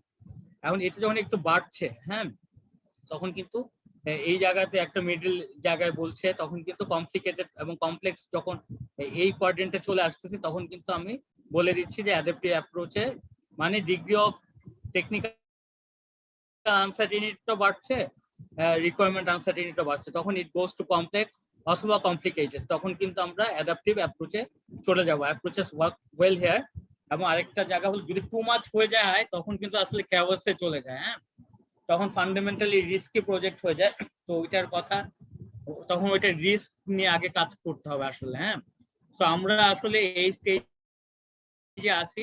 তো এই কারণে আমরা অ্যাডাপটিভ অথবা হাইব্রিড মোর প্রেফারেন্স আমি বলবো। আমাদের যখন এই পিএমআইএস নিয়ে কথা বললি আমরা হয়তো বা অনেক সময় অলরেডি এখন ওরা আমরা যে এসআরএস দিয়েছে, আমি জাস্ট রিয়েল টাইম এক্সাম্পল নিয়ে আলাপ করি যেহেতু আমরা এটা রিলেট করবো। ওই এসআরএস এ ওরা একটা কোশ্চেন করছে ওয়েদার ইট ইজ ইটারেটিভ হবে নাকি ইয়ে হবে প্রেডিক্টিভ হবে। তো কিন্তু এখানে হাইব্রিডটা নাই, কিন্তু আমি সেফার সাইডে থাকতে হয়তো বা আমরা হাইব্রিডটা চিন্তা করলেই, বাট আমরা উইল ডিসকাস মোর, এটা নিয়ে আমরা আরো ডিসকাস করব। মানে এই দুইটার মিক্সে হয়তো বা থাকলে গভর্নমেন্টের ক্ষেত্রে হাইব্রিডটা হয়তো বা মোর অ্যাপ্রোপ্রিয়েটলি আমরা এই প্রজেক্টের জন্য ইউজ করতে পারবো, বিকজ উইল হ্যাভ কিছু জায়গায় আমার প্রেডিক্টিভ থাকবে, কিছু জায়গায় আমার অ্যাডাপটিভ থাকবে আর কি। সো আমরা ওই এসএলএসটা পড়ার সময় হয়তো বা ওই জায়গায় আমরা যখন রিমার্কস করব, আমি ওটা নিয়ে কাজ করতেছি, তখন হয়তো বা হাইব্রিডের দিকে আমরা ফোকাস রাখবো বেশি, কিংবা আমরা আরো ডিসকাস করবো। আমি জাস্ট আমার ওপিনিয়নটা বললাম, হাইব্রিডটা একটু সেফার সাইডে থাকার জন্য বলা আর কি। এইটা তো বোঝা গেছে না, এই চারটা আমি আগায় যাচ্ছি সামনে। ঠিক আছে, বোঝা যাচ্ছে। তো লাইফ সাইকেল সিলেকশন যেটা এতক্ষণ ধরে বললাম, এই জিনিসটা আসলে this are the life cycle selection. আমরা প্রেডিক্টিভে যাবো না, ইটারেটিভে যাবো না, ইনক্রিমেন্টাল, অ্যাডাপটিভ মডেল। হ্যাঁ, দেয়ার আর এই কয়টা life cycle selection life cycle process আছে। নাম্বার 1 হলো প্রেডিক্টিভ, যেটা আলোচনা করলাম, মোর অফ ওয়াটারফল মেথড, মানে খুব ফিক্সড এবং আমি জানি কোনটা যাবে। যেমন আগে আমরা সফটওয়্যার ট্রেডিশনাল কিন্তু আমরা ডিজাইন করে ফেলতাম, রিকোয়ারমেন্ট, তারপর ডিজাইন, তারপর development, testing and launching, finally মানে প্রোডাকশন। তো এই 5টা স্টেপ কিন্তু সফটওয়্যার ডেভেলপমেন্ট লাইফ সাইকেলে ফিক্স ছিল। তো ওইভাবে কিন্তু কাজ হতো, কিন্তু এখন আমরা মোর অফ ইটারেটিভ অথবা ইনক্রিমেন্টাল, এই দুটা মিশানোতে আসলে ইটারেটিভ আর ইনক্রিমেন্টাল মিশানোটাই অ্যাডাপটিভ। হ্যাঁ, অনেক সময় খালি ইটারেটিভ হয়, ইনক্রিমেন্টাল হয় না, ওইটা আমি সামনে যাচ্ছি। ইটারেটিভ আছে, ইনক্রিমেন্টাল আছে, অ্যাডাপটিভ আর হাইব্রিড মেথড, এই কয়টা লাইফ সাইকেল নিয়ে আমরা পড়বো। তো সামনে আমরা একটু যাই। এই যে এই লাইফ সাইকেল সিলেকশন আমি যেটা বলছিলাম, প্রেডিক্টিভ লাইফ সাইকেলে নরমালি আগে খুব ক্লিয়ারলি অ্যানালাইজ, রিকোয়ারমেন্ট অ্যানালাইজ, আমরা যেটা এখন থেকে 10, 12, 13 বছর আগে সিম্পলি এভাবে চিন্তা করে আগায় যেতাম। হ্যাঁ, প্রত্যেকটা ডিজাইন এভাবে দিতাম, যেমন analyse, design, build, test, deliver. হ্যাঁ, সো ওয়াটারফলের মতো নিচে নামছে, সো এটাকে ওয়াটারফল মেথড বলছি আমরা। তো এটাকে বলছি more traditional approach, bulk of planning, occurring upfront a bulk of planning টা হয়ে যায়। The project scope, time and cost are determined in the early phases, যেটা মোটামুটি early phase define হয়ে যায়। Any change to be scope are carefully managed, যেটা আমরা predictive change request management করে আসছি, যেটা কতটা স্টেপ ডিফিকাল্ট আর কি, স্টেপ পার হয়ে যেতে হয়, চেঞ্জ কন্ট্রোল বোর্ডে অ্যাপ্রুভাল লাগে। This are the strict process, whereas in adaptive চেঞ্জটা কিন্তু খুব ইজি, সেটা কিন্তু প্রোডাক্ট ওনারের সম্মতিতেই একটা স্প্রিন্টে মানে হয়ে যেতে পারে আর কি। হ্যাঁ, the suits well to the small projects with minimum complexity, so complexity কমের জন্য এটা হয়তো স্মল প্রজেক্টস বলছে আইটির পার্সপেক্টিভে, কিন্তু যখন আমরা বিল্ডিং কনস্ট্রাকশন সেটা করি সেখানেও কিন্তু আমরা প্রেডিক্টিভটা নিই। তো ইটারেটিভ এন্ড ইনক্রিমেন্টাল, এটা হলো এখানে ইটারেটিভ বলছে যে allow feedback on partially completed unfinished work to improve and modify the work। তার মানে এই যে আমি প্রেডিক্টিভের 4টা স্টেপ বলছি, 4টা স্টেপের পর যে কোনো একটার মধ্যে কিন্তু ইটারেশন হতে পারে আর কি। হ্যাঁ, সেটাকে বলছে, যেমন অ্যানালাইজ এন্ড ডিজাইন আমি বারবার ইটারেশন করে দেখাই আনলাম ক্লায়েন্টের সাথে কথা বলে, ক্লায়েন্টের ফিডব্যাক নিয়ে। ইভেন বিল্ড টেস্টের সময় আমি বারবার ইটারেশন করতে পারি। দিস আর ইটারেটিভ বলছে। ইনক্রিমেন্টাল হলো provide finish deliverable that customers may be able to use immediately. ঠিক আছে, তো এখানে আমি কি করব, যে প্রত্যেকটা ইটারেটিভে আমি একটা করে এই 5টা জিনিস করব এবং ডেলিভার করব। ঠিক আছে, ছোট ছোট আকারে ডেলিভার করব। যখন আমি ধরেন আমার একটা বড় মডিউলের মধ্যে ছোট ছোট মডিউল আছে, ফর এক্সাম্পল আমি একটা করলাম কাস্টমার রেজিস্ট্রেশন একটা মডিউল, তারপর ইনভেন্টরি ম্যানেজমেন্ট একটা মডিউল, ফর এক্সাম্পল আরো মাল্টিপল মডিউল। তো আমি যখন একটা ছোট ছোট মডিউল ডেলিভারি করছি সেটা কিন্তু ইনক্রিমেন্টাল ডেলিভারি করছি আর কি। হ্যাঁ, তো এই লাইফ অ্যাডাপটিভে এই যে এই জিনিসটা চলে আসছে, ইটস বেসিক্যালি মিক্সড অফ মানে ইটারেটিভ এন্ড ইনক্রিমেন্টাল। হ্যাঁ, সো আমি যখন অ্যাডাপটিভে আসছি তখন কিন্তু এই যে দেখেন, এই যে প্রোডাক্ট ব্যাকলগ, এটা হলো মেইন ইউজার স্টোরিজ বলি। এখানে আমি ছোট ছোট মডিউল আকারে আমি যদি এসআরএস থেকে আমার চিন্তা করি, বড় আমার এসআরএস থেকে পুরো এখানে আমি দিয়ে দিব, মানে সমস্ত বড় মডিউল। হ্যাঁ, প্রোডাক্ট ব্যাকলগ। তখন আমি এখন কি করছি, একটা স্প্রিন্টে 2 to 4 উইকস একটা স্প্রিন্টে কি করছি, ওখান থেকে বের করে ফর এক্সাম্পল আমি প্রজেক্ট ইপিএমআইএস এর আমি প্রজেক্ট ম্যানেজমেন্ট মডিউলটুকুন করছি। ফর এক্সাম্পল আমি ওখানে শিডিউল কস্ট এইগুলি একটা মডিউলে করছি, তো সেটা আমি ট্রান্সফার করে দেবো স্প্রিন্ট ব্যাকলগে। স্প্রিন্ট ব্যাকলগ হলো এটা সাবসেট, মানে এটা থেকে একটা সামান্য অংশ এখানে যাবে, এবং এইটা কিন্তু আমি করতে পারবো, এটাকে আবার মাল্টিপল অ্যাকশনে ভাগ করতে পারবো, মানে মাল্টিপল ফাংশনালিটিস। ওইটা হলো স্প্রিন্ট ম্যানেজমেন্টে। এবং একটা স্প্রিন্ট প্ল্যানিং মিটিং হয়, সেই মিটিং এর মাধ্যমে আমি স্প্রিন্টটা কমপ্লিট করব, ডেভেলপমেন্ট কমপ্লিট করব, ক্লায়েন্টের সাথে রিভিউ করব, দেন রেট্রোস্পেক্টিভ মিটিং করব। রেট্রোস্পেক্টিভ ইজ সামথিং যে লেসন লার্ন নিয়ে আলোচনা করা, যে আমি এই স্প্রিন্টে কি করতে পারতাম আগের স্প্রিন্টের রেফারেন্সে, যে আগে যে আমার লেসন লার্নটা হলো সেটার জন্য কি করা যেত নেক্সট স্প্রিন্টের জন্য। এরকম একটা মিটিং হয়, এটা অপশনাল, 2-3 ঘন্টার একটা মিটিং হয়, যেখানে এই ডিসকাশন গুলি হয় এবং সাজেশন গুলি দেওয়া হয়, এবং আলটিমেটলি ইনক্রিমেন্টাল ডেলিভারিটা এখানে কমপ্লিট হয়। এরকম ছোট ছোট অনেকগুলি ইনক্রিমেন্টাল ডেলিভারি মিলে ফুল আমার প্রজেক্টটা কমপ্লিট হয়ে যাবে এসআরএসটা। হ্যাঁ, তো এটা যখন ফুল কমপ্লিট হয়ে যাবে তখন ইটস আ ফাইনাল, আমরা ধরে নেবো যে প্রজেক্টটা কমপ্লিট আছে। তো একটা ছোট স্প্রিন্টকেও আমরা বলতে পারি মিনি প্রজেক্ট। হ্যাঁ, অনেক ক্ষেত্রে বলা হয়েছে, আমাদের পেমবোকে বলা হয়েছে যে this sprint can be treated as a mini project, because আমার তো বড় প্রজেক্টের একটা ছোট পার্ট, যেটা কিন্তু আমি ফুল সাইকেল এখানে কমপ্লিট করছি। হ্যাঁ, তো এখানে বলছি intended to respond, life cycle সিলেকশনে intended to respond to high level of change, যেটা আমি high levels of change, uncertainty, risk, এই শব্দগুলি সবসময় ইটারেটিভ অথবা অ্যাডাপটিভে আসবে। হ্যাঁ, and ongoing stakeholders involvement, মানে আমার স্টেকহোল্ডার্স ইনভলভমেন্ট কখন, এই জায়গাটাতে প্রোডাক্ট ওনার আসেন কিংবা আমার স্টেক হোল্ডার্সরা আসেন, যে প্রোডাক্টটা রিভিউ, মানে আমার ইনক্রিমেন্টে রিভিউ করার জন্য কিন্তু প্রত্যেকটা ইনক্রিমেন্ট রিভিউতে I am having stakeholders engagement, মানে either in form of product owner, আমার স্ক্রাম মাস্টার অথবা ডেভেলপমেন্ট টিম, সবাই কিন্তু একসাথে বসে রিভিউ করছেন। সো ডেফিনেটলি এখানে কিন্তু রিস্কটাও অ্যাড্রেস হচ্ছে বেশি, ওয়েস্ট এলিমিনেশনটাও হচ্ছে, এবং আমি একটা অনেক বেটার রেজাল্ট পাচ্ছি আর কি। হ্যাঁ, so also iterative and incremental, যেটা আমি বললাম ইটারেটিভ এন্ড ইনক্রিমেন্টাল মিক্সড হয়ে কিন্তু আমি বলছি adaptive. the detailed scope is defined and approved before the start of an iteration. So একটা ইটারেশনে আগে একটা স্প্রিন্ট মিটিং হয়, সেই মিটিং এ কিন্তু ওই স্কোপটার গোলটা সেট করতে হয়। হ্যাঁ, সো গোলটা কি, মানে আমি যে একটা এগ্রিমেন্টে যাব, মানে ডেফিনেশন অফ ডান বলা হয়, ডেফিনেশন অফ ডান এই শব্দটাও আমরা সামনে আসবো। ডেফিনেশন অফ ডান মানে কি, আমার যে জিনিসটা ডান হবে এই ইটারেশনের পরে সেই জিনিসটা সম্পর্কে প্রত্যেকটা মানুষ ক্লিয়ার থাকবে যে না আমার এই ইটারেশনের পর যেই ডেফিনেশন যেই রেজাল্টটা পাবো ডেফিনেশন অফ ডান, যাতে করে আমি স্টেক হোল্ডার্স এর সাথে এবং কাস্টমারের সাথে আমি ওটাকে অ্যাপ্রুভ করে দিতে পারি যে না আমার এটা ডান হয়ে গেছে, এটা লাইভে চলে যাবে, প্রোডাকশনে চলে যাবে, ঠিক আছে। এবং কোনো কারণে যদি এটা না হয় স্প্রিন্টটা, তাহলে কি হবে, সেই স্প্রিন্টটা কিন্তু আধা খাঁচরা থাকবে না, সেটা কিন্তু ক্যান্সেল হয়ে যাবে। এই স্প্রিন্টার প্রোডাক্ট ওনারই পারে স্প্রিন্টটাকে ক্যান্সেল করে দিয়ে আবার এই ব্যাকলগে ফেরত নিয়ে আসা। হ্যাঁ, তখন আবার রিডিফাইন করে তখন আবার আমরা আরেকটা স্প্রিন্টে যাব এটার জন্য, ঠিক আছে। তো এটাও কি মোটামুটি বুঝা গেছে? এটা বুঝলে কিন্তু অনেকটা আমাদের শেষ। আমি আমি কি বুঝাতে পারি, মানে শোনা যাচ্ছে আমাকে? হ্যাঁ আশফাক, শোনা যাচ্ছে। আচ্ছা, স্ক্রিনটা দেখা যাচ্ছে স্যার? স্ক্রিনটা তো দেখা যাচ্ছে না? হ্যাঁ হ্যাঁ দেখা যায়, দেখা যায়।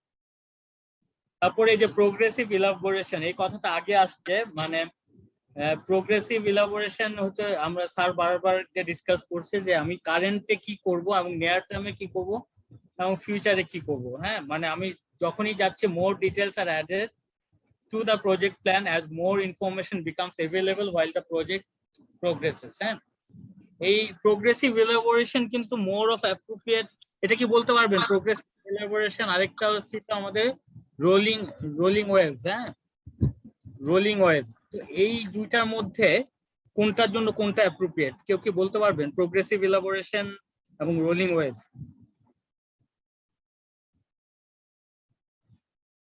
যদি কেউ আইডিয়া দিয়ে বলতে পারেন যে প্রোগ্রেসিভ ইলাবোরেশন অ্যাডাপটিভের জন্য বেশি অ্যাপ্রোপ্রিয়েট না কি বলে প্রেডিক্টিভের জন্য অ্যাপ্রোপ্রিয়েট বেশি, আর একটা হলো রোলিং ওয়েভ।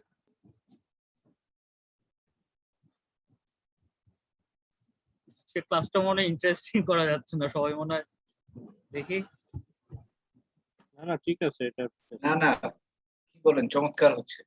আচ্ছা, তো রোলিং ওয়েভ প্রোগ্রেসিভ ইলাবোরেশন কিন্তু মোর অ্যাপ্রোপ্রিয়েট ফর দ্য প্রেডিক্টিভ। হ্যাঁ, কারণ এটা কারেন্ট, নিয়ার টার্ম, ফিউচার বলা হচ্ছে, যদিও এটা এই স্লাইডে না আনলেও পারতাম আমি, কিন্তু একটু জাস্ট বলার জন্য progressive elaboration more of for the predictive. কারণ আমি কারেন্টে একটা করে এক বছরে একটা চিন্তা করে নেয়ার টার্মে কি হতে পারে, ফিউচারে কি হতে পারে, হাই লেভেলটা ফিউচারের জন্য করে রাখলাম, নেয়ার টার্মে একটা মোটামুটি একটা ড্রাফট করে রাখলাম এবং কারেন্টের জন্য মোর ইলাবোরেটিভ প্ল্যানিংটা করলাম। হ্যাঁ, that is progressive elaboration more appropriate for predictive. আর কিন্তু রোলিং ওয়েভ যেমন সমুদ্রের ঢেউয়ের সাথে কিন্তু রোলিং ওয়েভটা চিন্তা করছে, সমুদ্রের ঢেউটা যেমন রোল করছে এবং ওয়েভ করছে, তার মানে প্রত্যেকটা ওয়েভে প্রত্যেকটা রোলে কিন্তু উই হ্যাভ টু চেঞ্জ।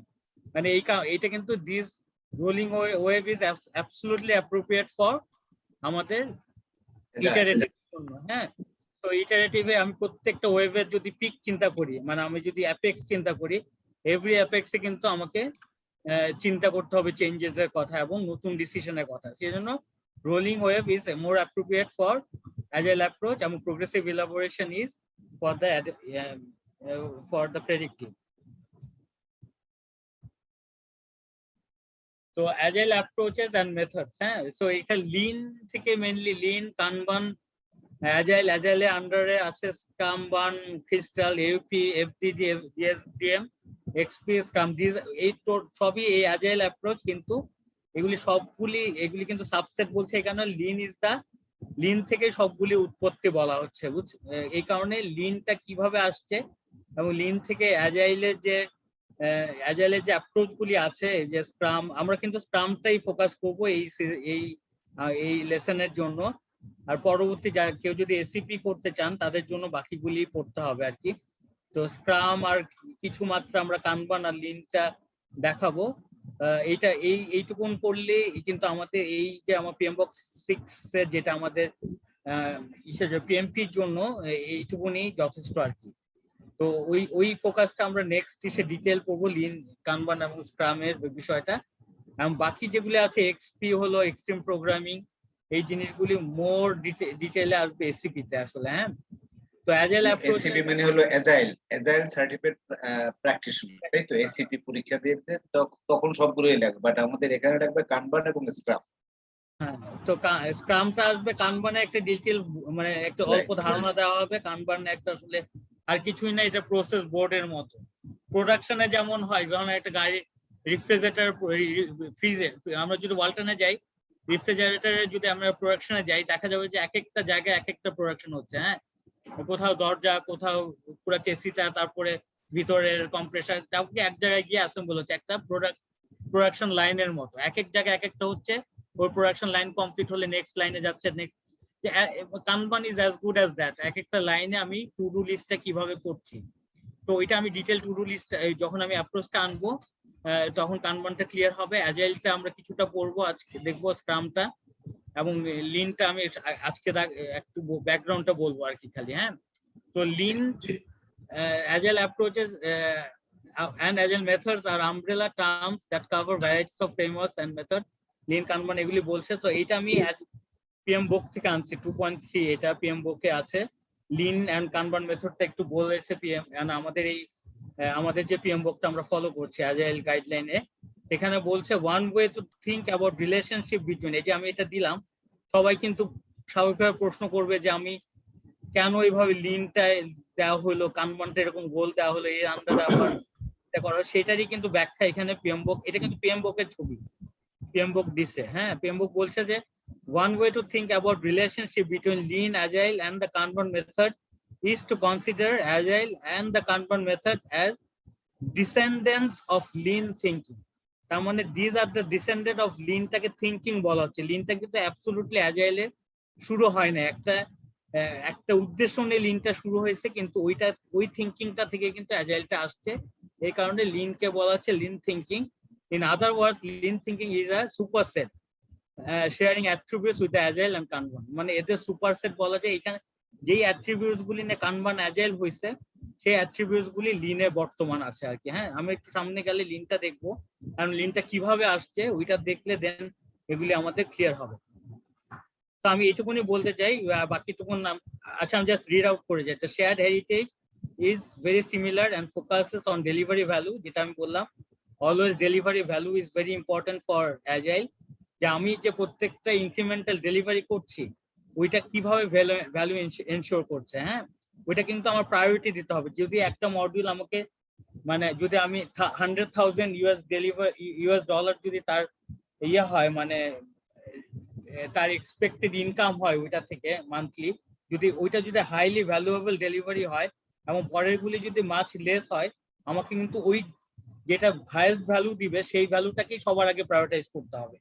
মানে প্রফিট ম্যাক্সিমাইজেশন আর কি এখানে। হ্যাঁ, যে ওইটাকে আমার সবার আগে, সেই কারণে delivery value is very important for agile, যেটা লিন কনসেপ্ট থেকে শুরু হয়েছে। এই কারণেই কিন্তু অ্যাট্রিবিউটস গুলি মিল আছে দেখে এটাকে লিনকে সুপারসেট বলছে সবার। তো respect of for people, minimize waste আমরা অলওয়েজ বলবো। এই শব্দটা very much engaged with agile. কারণ আমি অ্যাজাইল কেন করব, ওয়ান অফ দ্য রিজন হলো আমি ওয়েস্ট মিনিমাইজেশন করব। যেমন লিনে বলা হয়েছে কিন্তু জাস্ট ইন টাইম একটা থিওরি। জাস্ট ইন টাইম কি? জাস্ট ইন টাইম হলো যে আমার অপটিমাইজ ইনভেন্টরি ম্যানেজ করা। আমি যদি ধরেন আমার মান্থলি প্রোডাকশন একটা প্ল্যান্টের, কার প্ল্যান্টের মান্থলি প্রোডাকশন যদি 60টা টয়োটা গাড়ি হয়, আমি যদি সেই জায়গায় 120টা ইঞ্জিন আনে রেখে দিই, তাহলে কিন্তু ইটস আ ওয়েস্টেজ অফ আমার সবকিছু ওয়েস্টেজ, আমার প্রোডাকশন ওয়েস্টেজ, আমার জায়গার ওয়েস্টেজ, আমার টাকার ওয়েস্টেজ। হ্যাঁ, সো আমি কিন্তু অ্যাবসলিউটলি আমার 6টা ইঞ্জিন রাখলে আমার 60টা ডেলিভারি সম্ভব মান্থলি, ঠিক ততটাই ইনভেন্টরি আমি মেনটেন করবো। হ্যাঁ, সেই কারণেই কিন্তু জাস্ট ইন টাইম থেকেই আমি সামনে পড়বো। জাস্ট ইন টাইম থেকে লিনটা আসছে, লিন থেকে ওইটার অ্যাট্রিবিউটস নিয়ে বাকিগুলি আস্তে আস্তে আসছে। হ্যাঁ, so being transparent, adaptive to change and continuously improving, these are the features for agile। কিন্তু হ্যাঁ, এটা কিন্তু লিন থেকে আসছে বলেই এই জিনিসগুলো এখানে আসছে। তো আমি আর সামনে না যাই, মোটামুটি আমি মনে হয় বুঝাইতে পারছি। তো এখন এই জায়গা থেকে আমি মানে সামনে স্লাইডে যেতে যাচ্ছি আর কি। তো অ্যাজাইল মাইন্ডসেট কেন, এইটাও কিন্তু খুব ইম্পর্টেন্ট। মানে অ্যাজাইল দুইটা জিনিস আছে, doing agile and being agile. এই দুটার মধ্যে পার্থক্য কি কেউ বলতে পারবেন, ডুইং অ্যাজাইল এবং being agile?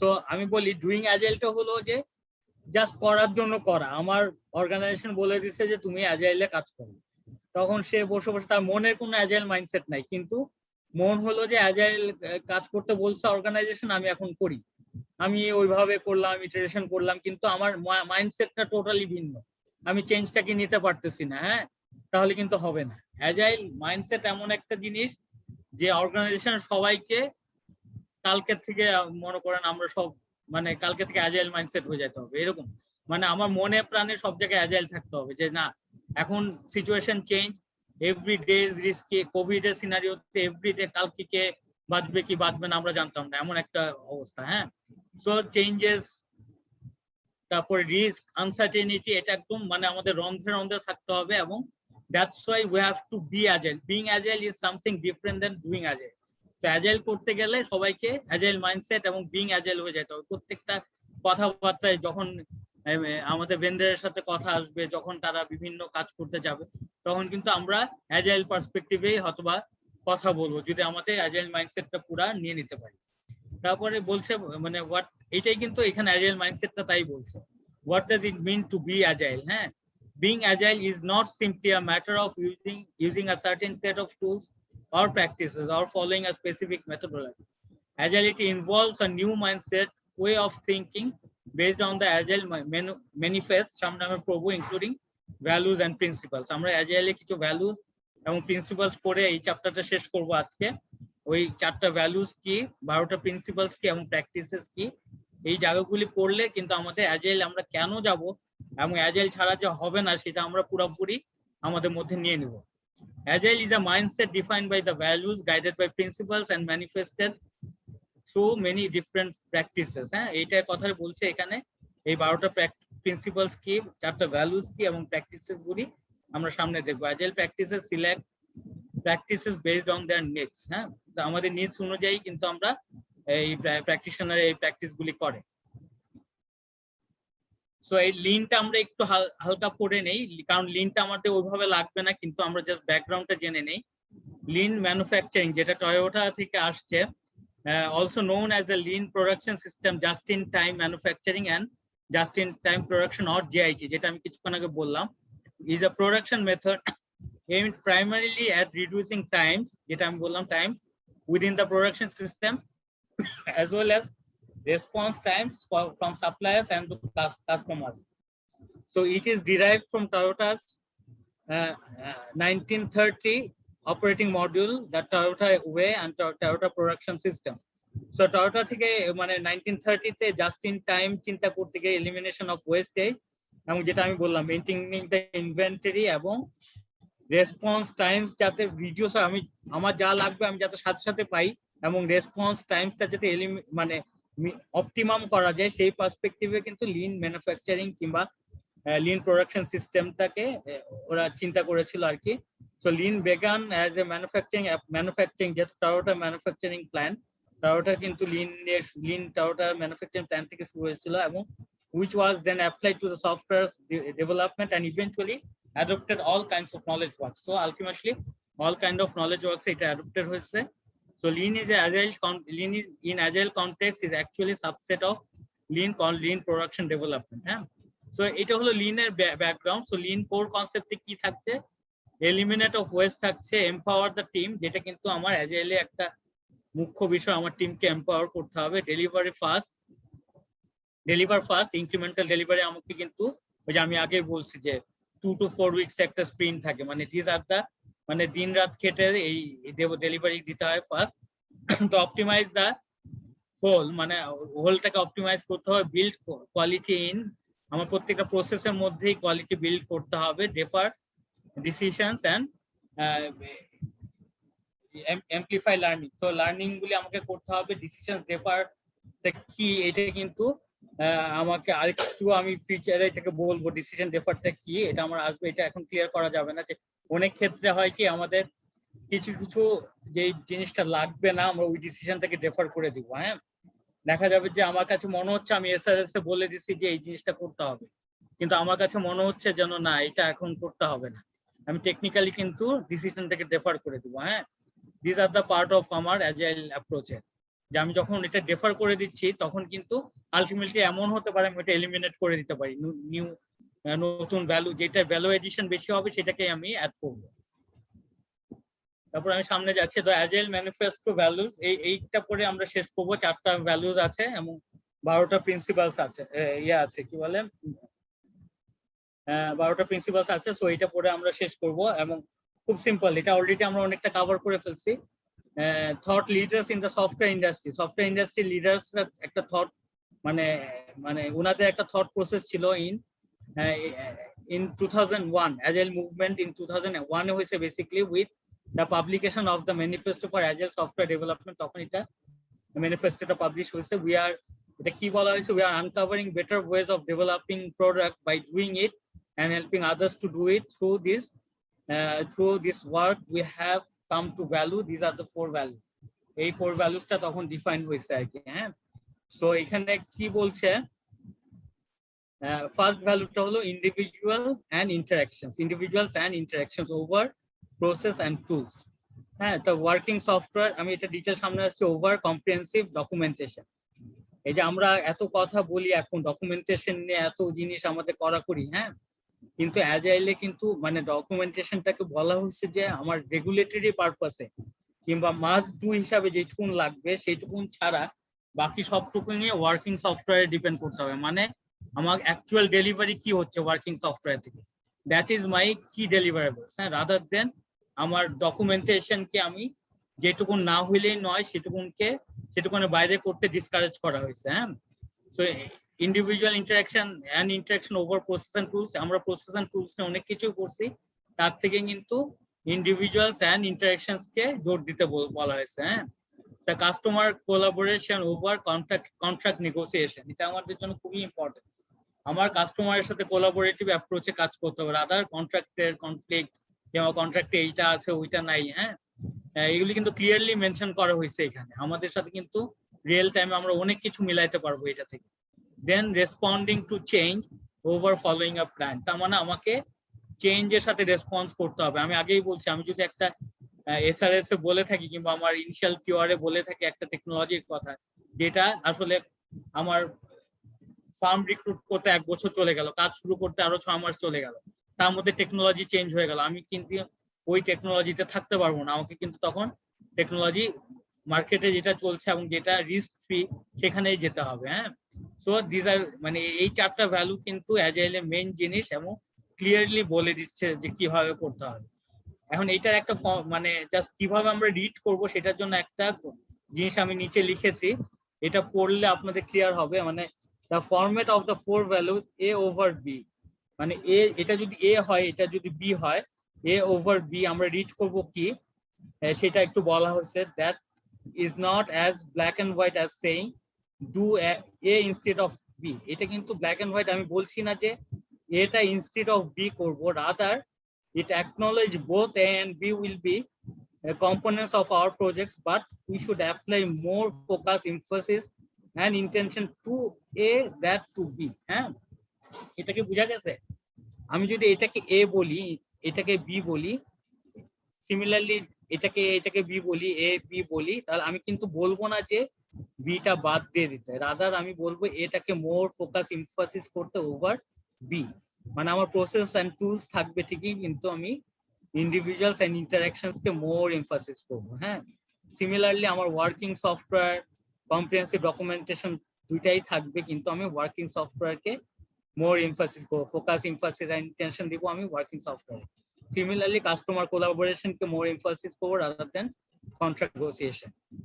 Responding to change কে আমরা কিন্তু অবভিয়াসলি এটা হলো কি পয়েন্টস, আমরা কিন্তু মোর এমফাসিস করব to over the following of a plan. এটা তো বুঝা গেছে, এটা বুঝতে পারলে কিন্তু আমাদের অনেকটা হয়ে যাবে। এখন আমরা সামনে যাচ্ছি, এইটা কিন্তু আমি ব্যাখ্যা করে ফেলতে আমার মনে হয় আর বলতে হবে না, জাস্ট এটা লেখা হয়েছে individuals interaction over process, agile practices are people driven বলা হয়েছে, projects are undertaken by people, so people হলো মেইন জিনিস অ্যাজাইলে। পিপলকে কন্ট্রোল করতে পারলে আমার প্রসেস এন্ড টুলস ঠিক থাকবে। হ্যাঁ, তো সেটা কথা বলছে, people complete the process, people negotiate, people do knowledge works, process create repeated results. The message here is that while process and tools will likely be necessary on the projects, but we should try focus the team's attention and the individual interactions involved. যেটা আমি বলে ফেললাম already. So working software over comprehensive document. Working agile projects need to deliver value. যেটা আমি বারবার বলছি, আমি যদি প্রায়োরিটাইজ করে ভ্যালু ড্রিভেন ডেলিভারি না বের করতে পারি, তাহলে কিন্তু আমার অ্যাজাইল প্রসেসটাই ব্যর্থ হয়ে যাবে। হ্যাঁ, আমাকে বলতে হবে ইনক্রিমেন্টাল ডেলিভারিতে মোস্ট ভ্যালুয়েবল ডেলিভারিটা তুমি আগে দিবা, মানে মোস্ট ভ্যালুয়েবল ডেলিভারিটা আগে আসবে আর কি। হ্যাঁ, এর ফলে আমার প্রজেক্টটাকে আস্তে আস্তে রিস্ক ফ্রি হয়ে যাবে। আমি যদি sequentially most valuable incremental deliveries গুলি নিয়ে নিতে পারি, তাহলে আলটিমেটলি দেখা যাবে যে প্রজেক্টের হাফ 10 ইয়ার যেতেই আমি কিন্তু মোস্ট অফ দ্য ফিচার্স কে বের করে নিয়ে আসতে পারবো। হ্যাঁ, অ্যাজাইলে কিন্তু গোল সেটাই। আমি যদি তখন কিন্তু আমার টাইম এন্ড যে শিডিউলটা সেটাকে কিন্তু আমি ঠিক রাখতে পারবো আর কি। হ্যাঁ, তারপর যদি মনে হয় আমার কিছু কিছু জিনিস আমি বাদ দিয়ে দেবো, সেটা কিন্তু আমি বাদ দিয়ে দিতে পারবো। The value is about the purpose and business need for project aims to deliver. So value কথাটা কিন্তু বারবার আসবে, এটা কিন্তু অ্যাজাইলও আসবে। এখন PMBOK 7 যখন আমরা একটু দেখবো, PMBOK 7ও ভ্যালুর কথা বারবার বলা হয়েছে। আলটিমেটলি ভ্যালু ড্রিভেনে চলে যাবে এই PMI। The documentation is barely sufficient, যেটা আমি বললাম, documentation is done just in time as the last responsible moment. Documentation might also be just because industry requirement or organization requirement. যেটা আমি বললাম। সরি। সো এটা হলো কাস্টমার কোলাবোরেশনের কথা বললাম, যেটা খুব মাস্ট। আমি প্রত্যেকটা জায়গায় কিন্তু কাস্টমার কোলাবোরেশন, প্রত্যেকটা স্প্রিন্টে কিন্তু আমি কাস্টমারের সাথে কথা বলছি এবং এর ফিডব্যাক নিচ্ছি। So over contract negotiation. তো agile is flexible, accommodative and willing to change. যেটা আমি বললাম যে আমার চেঞ্জ থাকবে। Contract are often rigid and uncooperative. আমাদের কন্ট্রাক্ট অনেক সময় খুব রিজিড থাকে যে না, আমি স্কোপের বাইরেরটাও নিব না, স্কোপেরটা কেন কমপ্লিট হলো না, ওগুলো নিয়ে কিন্তু আমরা অনেক সময় সফটওয়্যারের ক্ষেত্রে অনেক সময় আমরা রিজিড হয়ে যাই, কিন্তু সফটওয়্যারের ক্ষেত্রে কিন্তু আমরা পারবো না অনেক সময়, বিকজ আমরা কিন্তু কন্ট্রাক্টের অ্যাজাইল অ্যাপ্রোচে কিংবা নিউ টেকনোলজি রিকোয়ারমেন্টস এর কারণে এবং নিউ ফাংশনাল রিকোয়ারমেন্টস এর কারণে আমরা কিন্তু অনেক জিনিস এডিশন টু স্কোপ করাই, সেই ক্ষেত্রে কিন্তু স্কোপের অনেক জিনিস বাদ দিতে হতে পারে। সো আমরা কিন্তু we should not be rigid to contract, এটা বলা হয়েছে অ্যাজাইলে। বাট সরকারের, গভর্নমেন্টের সাথে প্রাইভেটের হয়তো বা কিছু এখানে আমাদের ট্রেডিং অফের বিষয় থাকতে পারে। ওইটা মোর অফ আমরা ডিসকাশনের মাধ্যমে হয়তো উঠে আসবে যদি কোনো আরো আমরা আলাপ করি। আমাদের যেহেতু আমরা গভর্নমেন্ট সেক্টরে আছি, আমার এই নলেজটা, গভর্নমেন্ট সেক্টরের নলেজটাও কিন্তু আমাদের জন্য প্রজেক্ট ম্যানেজমেন্টের জন্য আমি মনে করবো যথেষ্ট ভ্যালু অ্যাড করছে আর কি। হ্যাঁ, সো এইটা একটা আইডিয়াল জায়গা আমাদের এই সিপিটিউতে, এবং আমরা যেসব প্রজেক্ট নিয়ে কাজ করছি এই প্রজেক্ট ম্যানেজমেন্ট এবং অ্যাজাইল মেথডের জন্য। হ্যাঁ, so agile contracts must accommodate change. এই যে এই কথাটা, এই চেঞ্জটাকে অ্যাকোমোডেট করতে হবে। সো আমি যদি বলি value remains has to be flexible, এই কথাটা বলা হচ্ছে, flexible and accommodating rather than fixed and uncooperative. We should build the product exactly as originally specified, but if the customer's preference or priorities change, it would be better to be flexible and work towards the new goal as opposed to the goal that was originally stated. Clearly কিন্তু বলা আছে।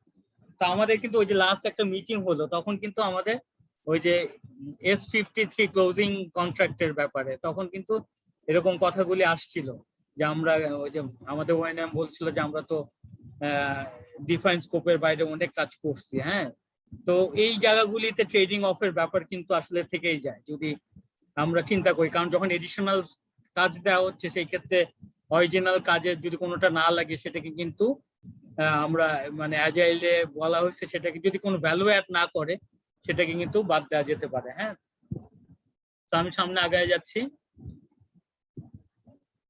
তো responding to change over following a plan, so এটা তো clear আমি বলে দিছি। তো এটা আমি সামারিটা পড়ি। In knowledge work project we know that our initial plans are inadequate since they are based on insufficient information and about it and what it will take to complete the project, about what it will take to complete the project. এটা আমি বললাম, আমি যখন TOR বানাই কিংবা আমরা যখন TOR করি, কি আমরা দুটাই, ধরেন আমরা আমাদের ওএনএম যেটা রানিং কন্ট্রাক্টে চলছে, যেটা ইজিপি এনহ্যান্সমেন্ট, এটা টিওআর করার সময় কিংবা আমাদের যে ইপিএমআইএস চলছে এটা টিওআর করার সময় কিন্তু আমরা কিন্তু ফুললি ইনফরমেশন থাকে না আমাদের কাছে যে আসলে 1 বছর পরে কি হবে। হ্যাঁ, তখন কিন্তু বেসড অন ইনএডুকেট এন্ড ইনসাফিসিয়েন্ট ইনফরমেশনের উপরে কিন্তু একটা বড় মানে একটা মোটা দাগের রিকোয়ারমেন্টস তৈরি করা হয়। ক্লিয়ারলি কিন্তু ওখানে বলা হয় না যে এই পদ্ধতিতে তুমি আগাও কিংবা এই এতগুলি স্টেপ লাগবে, এতগুলি মডিউল লাগবে, তা কিন্তু আমরা কখনোই টিওআরএ কিংবা ব্রডার আকারে স্পেসিফিকেশন যখন করবো পারবো না। তো সেটাই বলা হয়েছে অ্যাজাইলের শুড বি অ্যাকোমোডেটিভ, যাতে করে আমরা ফিউচারের চেঞ্জ গুলিকে আমরা অ্যাডপ্ট করে নিতে পারি। সেটাকে বলা হচ্ছে responding to the change over following a plan. তো এই 4টা ভ্যালুজ এর কথা আমরা মনে রাখবো। এখন প্রিন্সিপালস এর আসছে 12টা প্রিন্সিপালস। হ্যাঁ, তারপরে আমাদের শেষ। তো 12টা প্রিন্সিপালস আমি একটু কুইকলি বলে যাব। হ্যাঁ, এইটা খুব আপনারা পড়লেই ক্লিয়ার হয়ে যাবে, বাট আমি 2-একটা জায়গা ক্লিয়ার করে দেবো যেটা আসলে হয়তো বা একটু কনফিউজিং হতে পারে, সেই জায়গাটা আমি দিয়ে দেবো। তো ফার্স্ট প্রিন্সিপাল বলছে our highest priority is to satisfy the customer through early and continuous delivery of a valuable software। তার মানে আমি ভ্যালু ড্রিভেন ডেলিভারি কথা বারবার বলছি, এটা কিন্তু তাই বলছে হাইয়েস্ট প্রায়োরিটি থাকবে যে আমি ভ্যালুয়েবল ডেলিভারিটা আগে দিব এবং কাস্টমারকে স্যাটিসফাই করবো। ঠিক আছে। সেকেন্ড হলো welcome changing requirements even late in the deployment. যদি আমার ডেপ্লয়মেন্ট, আমরা অনেক সময় বলি না যে যখন আমরা এই প্রেডিক্টিভ পড়ছিলাম তখন অনেক সময় বলা হয়েছে যে আমরা যদি শুরুতে চেঞ্জের থেকে পরের দিকে চেঞ্জটা করি দ্যাট ইনকার্স মোর কস্ট, সেটাকে কিন্তু একটু ডিসকারেজ করা হয় পরের দিকে চেঞ্জটা। কারণ ধরেন একটা বিল্ডিং এর আপনি 2 তলা বানায় ফেলার পর বলা হয়েছে যে না, ফাউন্ডেশনে আসলে যেভাবে ইয়েটা বানানো হয়েছে পার্কিং ইয়েটা সেটা হবে না, অন্যভাবে হবে, তখন কিন্তু টোটাল কস্টটা অনেক বেড়ে যাবে। কিন্তু শুরুতে যদি এই রিকোয়ারমেন্টের চেঞ্জটা বলা হতো যে না, আমি শুরুতে যে না আমার পার্কিং এরিয়াটা এইভাবে হবে রাদার দেন যেভাবে ডিজাইনে আছে, তখন কিন্তু ইজি হতো, খরচটা কম হতো। কিন্তু আমি একটা পোর্শন বিল্ড করার পর যখন চেঞ্জটা হয় তখন কিন্তু খরচটা মানে লেটার স্টেজে requirement change is more expensive, সেটা বলা হয়েছে। কিন্তু অ্যাজাইলে বলছে যদি লেটারও হয়, ডিপ্লয়মেন্ট লেটার স্টেজে হয়, তাও কিন্তু এটা চেঞ্জটাকে ওয়েলকাম করতে হবে যদি এটা মানে উপকারী হয়, যদি এটা মানে ভ্যালুটা বাড়ায়।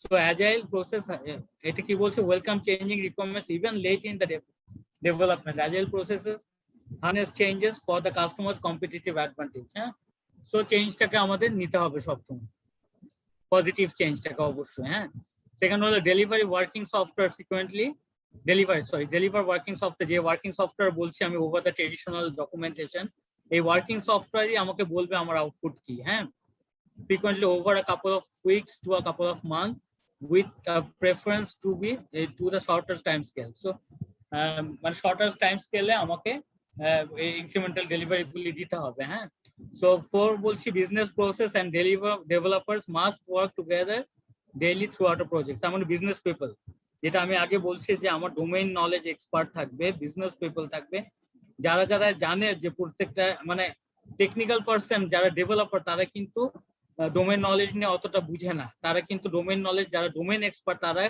কিন্তু ডেভেলপারকে বুঝায় দেয়, দেন ডেভেলপার বিজনেস রুলস গুলি সিস্টেমে ইমপ্লিমেন্ট করে। এটাই কিন্তু স্বাভাবিক, সেটা প্রেডিক্টিভে হোক সেটা অ্যাজাইলে হোক। তো ওই এই অ্যাজাইলে আমরা বলছি যে বিজনেস পিপল ডেভেলপার সবসময় কোলাবোরেটিভলি ওই যে টিমটা থাকবে একসাথে কাজ করবে। হ্যাঁ, থ্রু আউট দ্য প্রজেক্ট। 5 হলো build projects around motivated individuals, give them the environment and support they need and trust them to get the job done। তার মানে বলা হচ্ছে টিমটাকে এম্পাওয়ার করতে বলা হয়েছে এবং সার্ভেন্ট লিডারশিপকে প্রায়োরিটি দিতে বলা হয়েছে, যে লিডার কাজ করবে for the betterment of the team rather than owner কিন্তু ইন্ডিভিজুয়াল ইনফ্লুয়েন্স কিংবা টেকনিক্যাল রেকমেন্ডেশন চেঞ্জেস ওগুলির থেকে মোর ফোকাস কিন্তু টিম কিভাবে একভাবে কাজ করবে, ওদের বেটারমেন্ট কিভাবে হবে সেই দিকে ফোকাস করা। সো টিমটাকে এন্ট্রাস্ট করতে হবে, এম্পাওয়ার করতে হবে, যে টিমটা কাজ করবে তাকে কিন্তু এম্পাওয়ার করতে হবে। সো যে সেইভাবেই কিন্তু অ্যাজাইল প্রিন্সিপালস বলা হয়েছে আর কি। হ্যাঁ, এবং এটাই মোর ইফেক্টিভ। 6 নম্বর হলো agile processes promote sustainable development. The sponsors, developers and users should be able to maintain the constant pace ইনডেফিনিটলি। তো এটাও সেম টাইপের যে আমার সাস্টেনেবল ডেভেলপমেন্ট প্রমোট করতে হবে, sponsor developer user should be able to আমার কনস্ট্যান্ট পেসে যাতে তারা ইনডেফিনেটলি কাজ করতে পারে। হ্যাঁ, so working software is the primary measure of the progress, যেটা আমি এখানে বলে ফেলছি। The most efficient and effective method of conveying information is to and within the development team is face-to-face conversation. This is another another important principle, because আমরা যখন অ্যাজাইলে কাজ করছি তখন কিন্তু একজন আরেকজনের মনোভাব এবং ইয়েটা বোঝার জন্য এখানে কিন্তু একটা নলেজ আছে, আমরা সামনে পড়বো যে অনেক সময় মানুষের কথাবার্তা শুনে কিন্তু আমরা নলেজ আহরণ করি। হ্যাঁ, উই অ্যাকোয়ার নলেজ।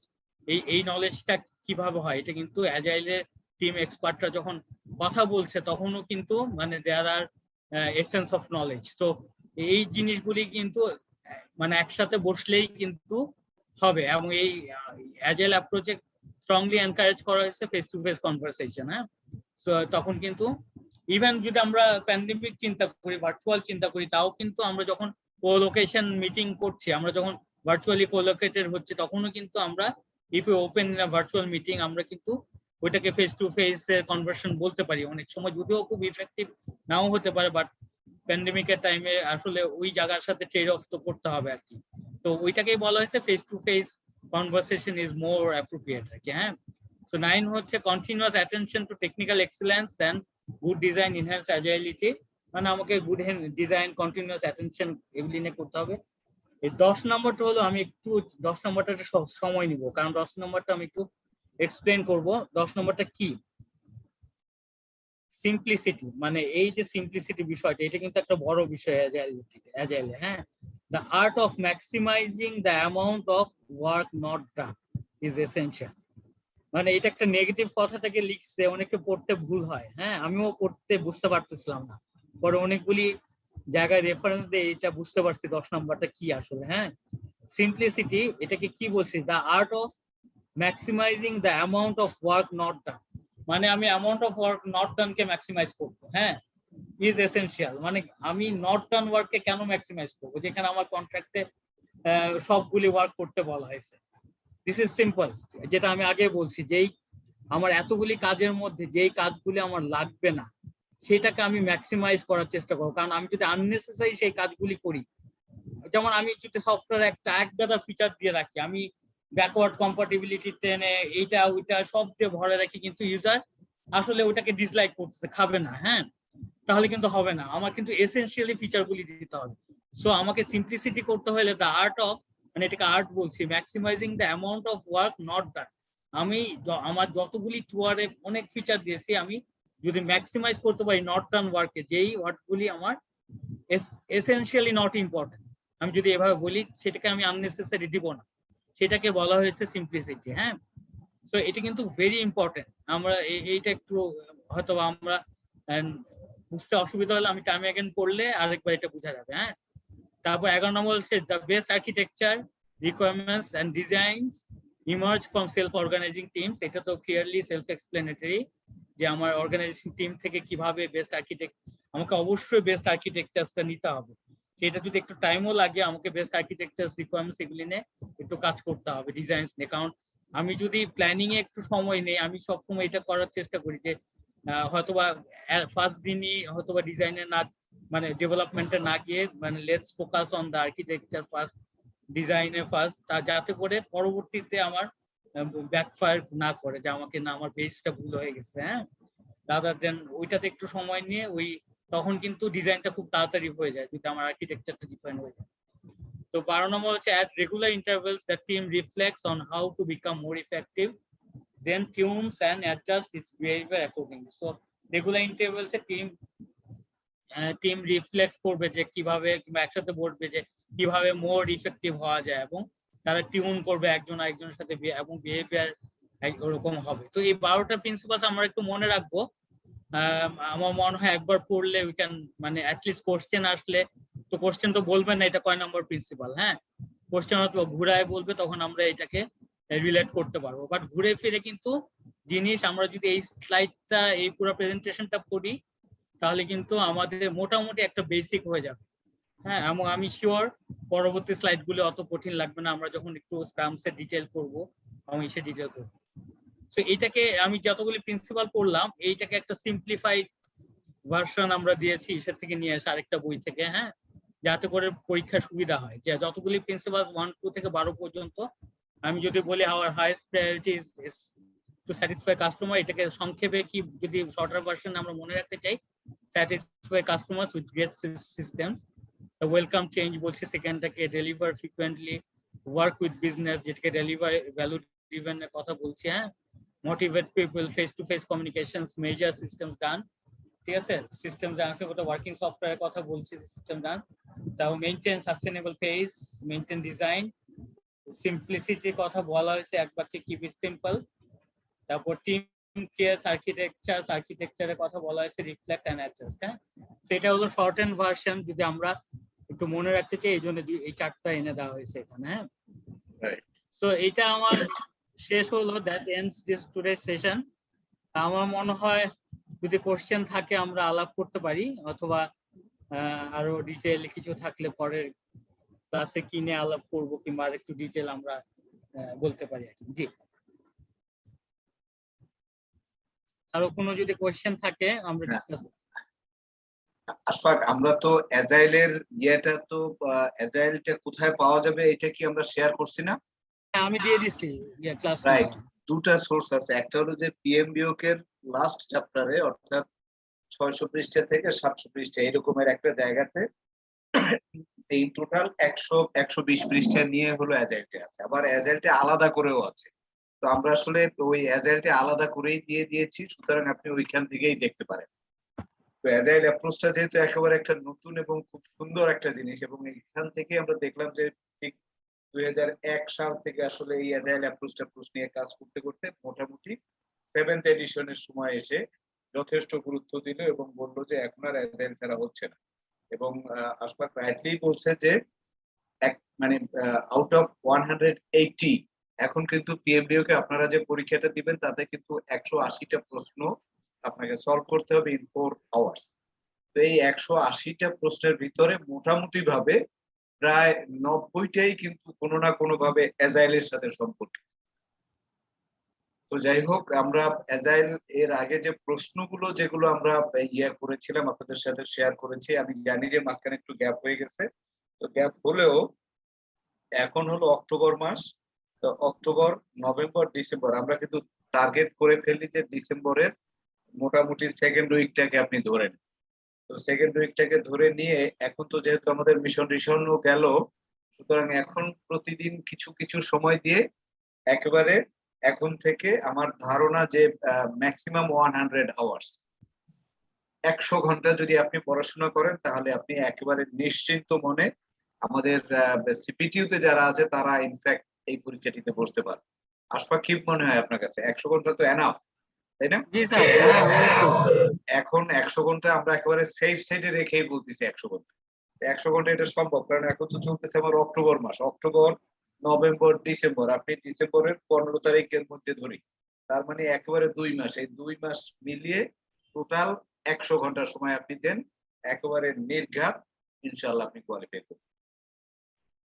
কারণ আমরা জি স্যার ওই যে আপনারা একটা এজাইল প্র্যাকটিস গাইড একটা দিয়েছিলেন 183 পৃষ্ঠা, এইটার কথা বলতেছিলেন? ওইটার কথাই, আসলে ওটা 183 পৃষ্ঠা না, টোটাল মূল বইটা হলো 80 পৃষ্ঠার মতো, 80 থেকে 90 আশফাক, তাই না?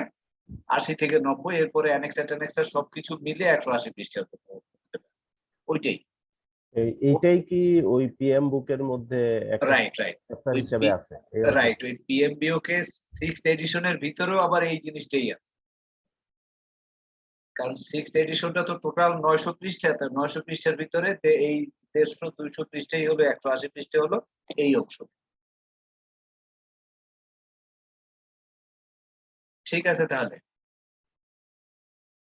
যেটা দিয়ে করেন ওই বইটা আগে ছাপানো এই একই, যাই হোক এটা দুইটা দিয়ে, তাই আমরা এখন থেকে শুরু করে এই এক সপ্তাহের ভিতরে আমরা চেষ্টা করি যে আজকের ক্লাসটা হলো এবং আগামী বুধবারের ক্লাসে ইনশাল্লাহ মোটামুটি ভাবে একটা পর্যায়ে চলে আসবে, তারপরে রোববারের ভিতরে কিন্তু মোটামুটি অ্যাজাইল অংশটা কমপ্লিট হয়ে যাবে।